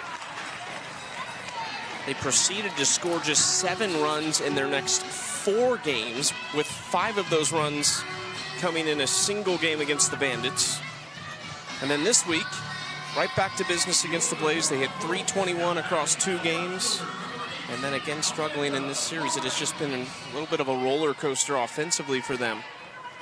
Well, their only wins have come against the Blaze. Have not had a win against the Bandits or the Volts up to this point. They're just trying to figure out this pitching staff and trying to keep up with the offense that the Talons is providing their pitchers and D. The Blaze lone win came against the Volts in Game 3 of that opening series. Emma Lemley, the rookie out of Virginia Tech, threw a great game against the Volts. Amanda Lorenz jumps ahead 2-0. This could be somebody to jumpstart the offense.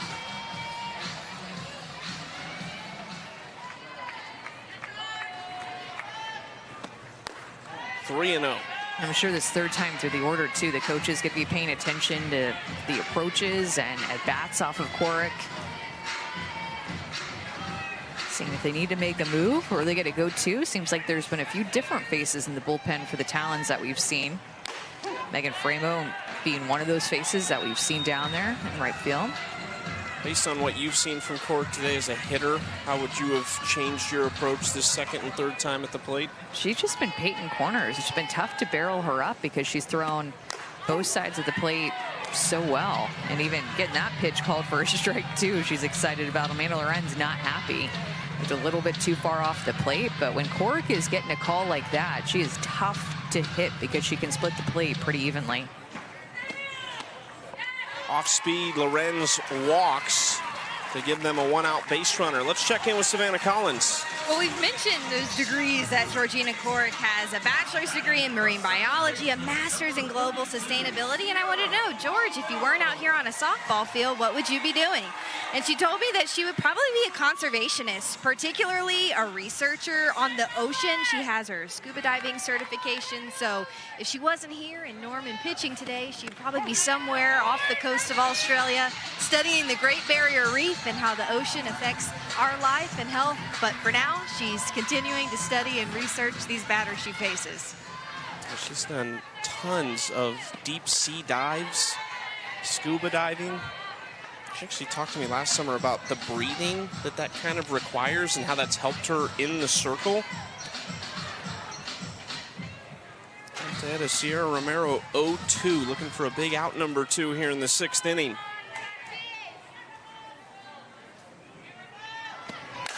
Romero into left field. Is it fair? It is not.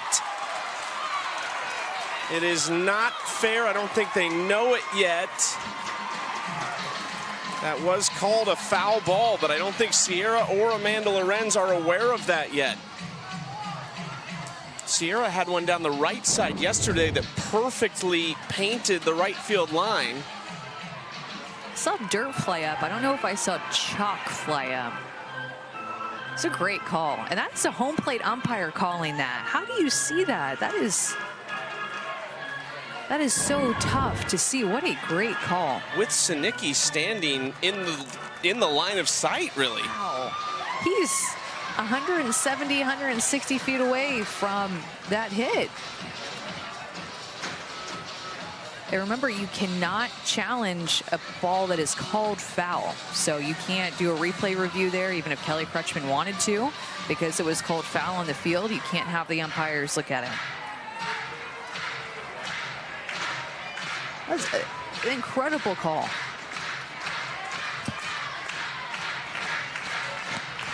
Lorenz back to first, still an 0-2 count to Romero. Got her swinging. And what a turn of events. The Volts thought they had second and third with one away. I mean, big time. And Sierra Romero was looking for the inner half. You could just tell in this at bat, she got her barrel to it. It's a pitch that she crushed down the line. So then Corrick, as we mentioned, being able to split the plate, goes to her curveball and gets her swinging. That is a big out for the second out. Bad luck for the Volts and late in games. They go back again to the Edenfield round rule double that got out of the park. I mean, that was just another example of bad luck last night. Ooh, the off speed from Corrick to jump ahead of Tiare Jennings. 0-2. Has already struck her out once tonight and then got a pop out to Flippen at shortstop. And Jennings is having a great year. Just 1 for 5 in this series so far against these Talons pitchers. Stays with that one to Aguilar at second. Corrick puts up another 0. 6 scoreless for Georgina Corrick.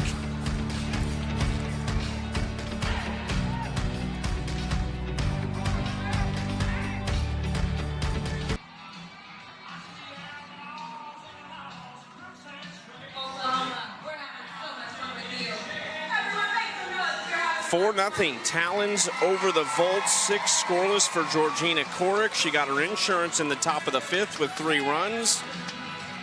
Talons have out-hit the Volts 9-2. What a great performance from Raylan Chafin yesterday. Megan Faremo in relief. And then Georgina Corrick keeps the momentum going in game 2 today, looking to earn at the very least a split in this final series before we hit the halfway point in the season.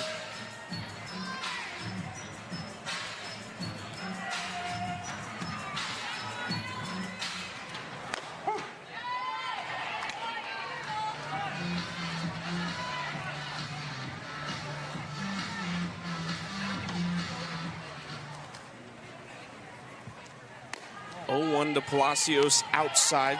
Charlize is 1 for 2 with a walk and a run scored tonight.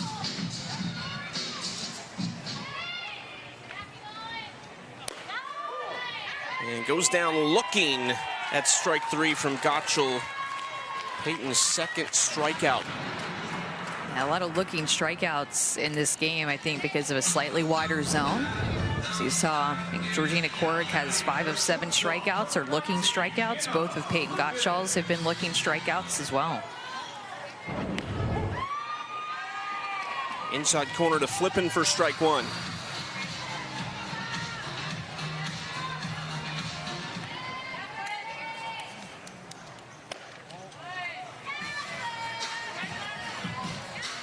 Heard from Hannah Flippen in the field. Her eyes set on 2028. She's a part of that Team USA roster this year for the World Games.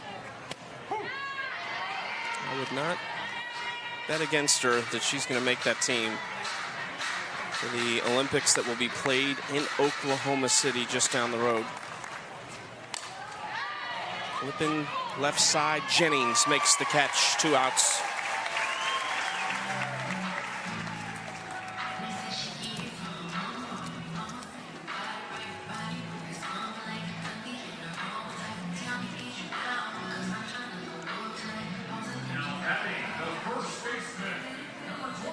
Last chance for the Talons here in the 7th.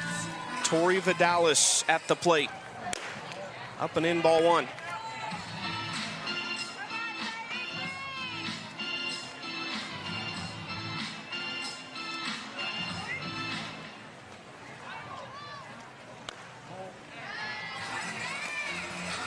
Tori 1 for 3. She doubled to lead off the 2nd inning, but nothing came of it.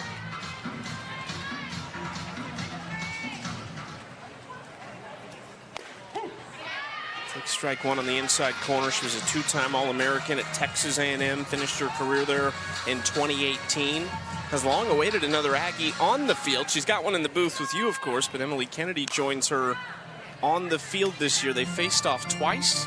Tori's got 2 hits off of her. Just what she does to rookies. She's prepared for those rookies, or I should say the rookies aren't prepared for her.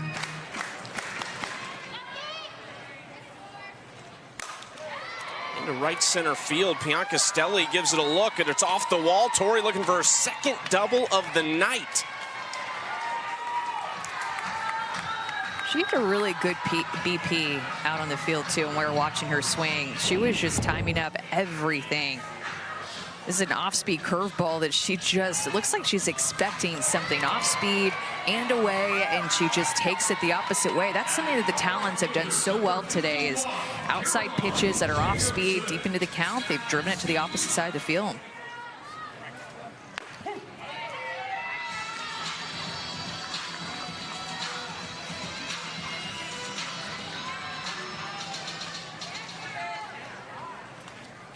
Jacobsen out in front of that pitch and fouls it down the left field line for strike 2.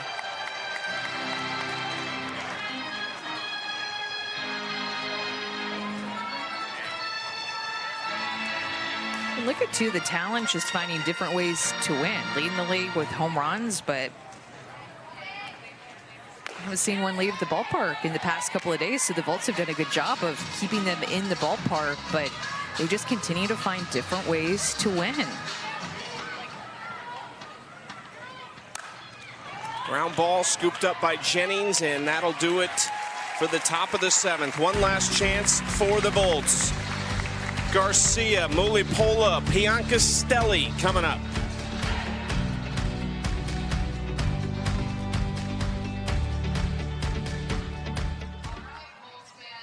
We sure have been talking a lot about the Talons offense, but don't sleep on their defense that have shut down the Volts' offense in this game.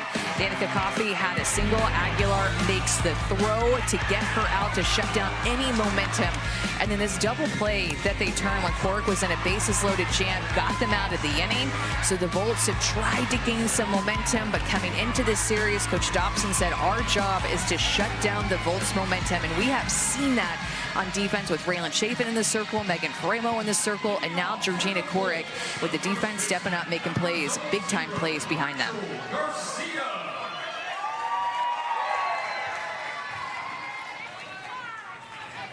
First batter is Rachel Garcia, fouls that away. We mentioned it, Raylan Chafin, excellent last night in a super important position too. The rookie from Mississippi State, starting them off right. Faremo was the one that closed the door. Now Georgina Korick. This is a staff that's a little bit shorthanded right now too, with who was their best pitcher entering this series, Montana Fouts, now on the injured reserve list. So for Chafin, especially last night, to step up in that spot, that is a massive boost for this 4-game series. Having to work around her being injured. When we showed the top ERAs in the AUSL, Montana Fouts' name was one of the top. So I'm sure that she's bummed. It was such a good start that she's been off to in the circle, and it was just a bummer to see her on the IL, but they got Georgina Korick reinstated, coming back from Japan, so that was a big pickup in her absence as well. 0-2 from Korick to Garcia out in front, but stays alive. I love the fact that Korick is just not scared to throw Garcia inside, even though she is well off with the plate, looking for that side of the plate. Georgina Korick has such good command of her hard stuff and even throwing her changeup to that side that she just continues to challenge her on that side.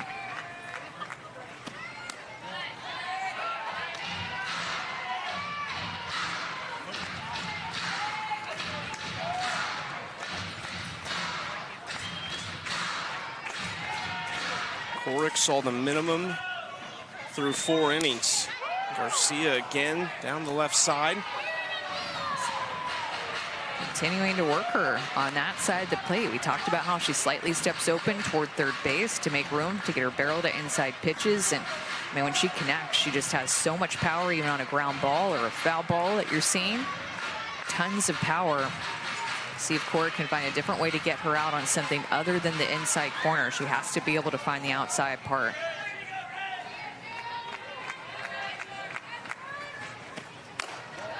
And that's the key, is just to be able to throw that pitch for a strike. And you know you have to be careful, too, because Rachel can cover the outside corner so well. So you know that you have to throw it a little bit off the plate, but you can't throw it too much off the plate. See if she goes back there again. Little closer, but not quite there.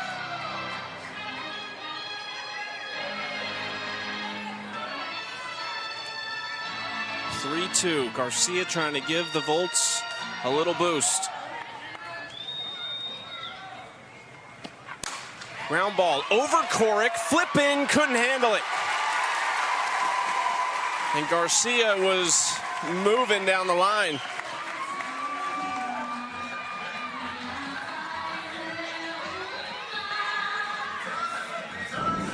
Yeah, Flippen had good range to get to this. Went over the head of Corrick, out of her reach, but I think it just had a lot of spin on it when it hit the heel of Hannah Flippen's glove.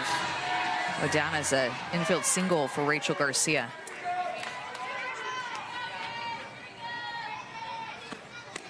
Inside strike one to Deja Mulipola. This is a team that's just their 3rd hit. Their lowest hit total of the season is 4 against the Bandits in Sulphur. But look at this, Amanda. They've been held to 1 run or less 3 times this season. You look at this lineup on paper, it is just absurd.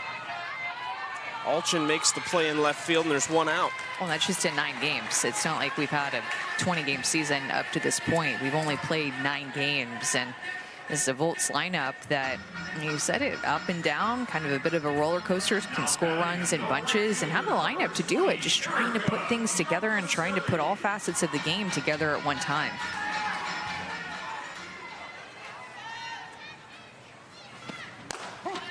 Strike one from Corrick to Erica Piancastel. The Talons don't have a shutout this season.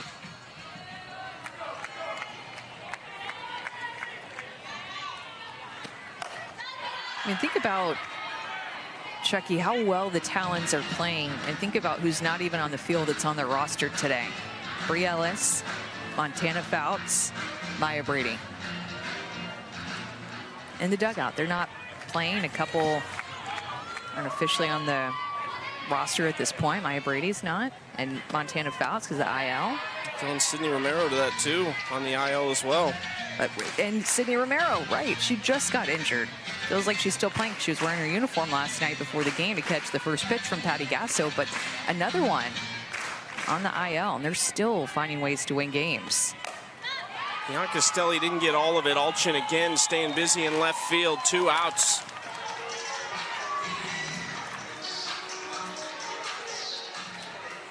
The Volts in danger of being shut out again, and in danger of their lowest hit total in a game this season.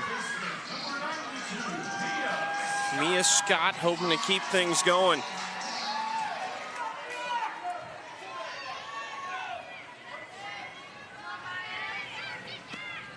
And remember, Rachel Garcia is the only pitcher in the league with a complete game, and Georgina Corrick going for it here in this one. Being able to work out of St. James. This would be the first complete game shutout.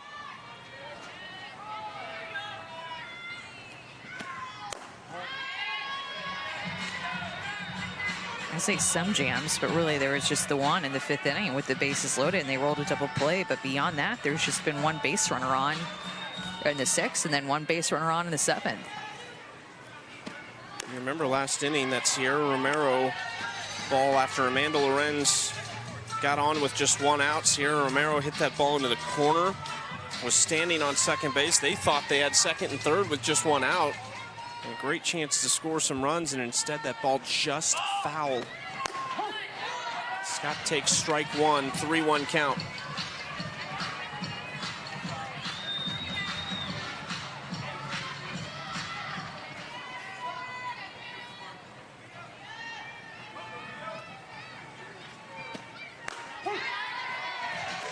Strike two. The Volts down to their final strike. A full count for Korek, looking for the first complete game shutout in AUSL history.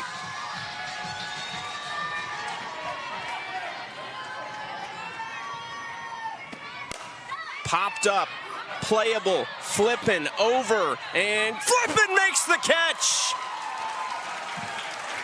And there it is, Georgina Korek, a complete game shutout to take game two against the Volts.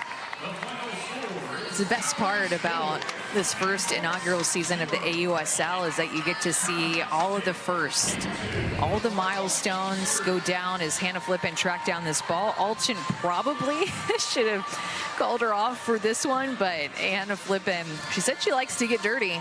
And there she ends up the game on the grass. There's a little bit of dirt over there with the final out. Great outing by Georgina Korek for the complete game shutout. Korek, 7 innings, just 3 hits allowed, 3 walks, 7 Ks. The Volts needing a big win tomorrow in game 3. Still 2 more games left in this series. For Savannah Collins, Amanda Scarborough, and our entire crew, I'm Chucky Kemp. So long from Norman, Oklahoma.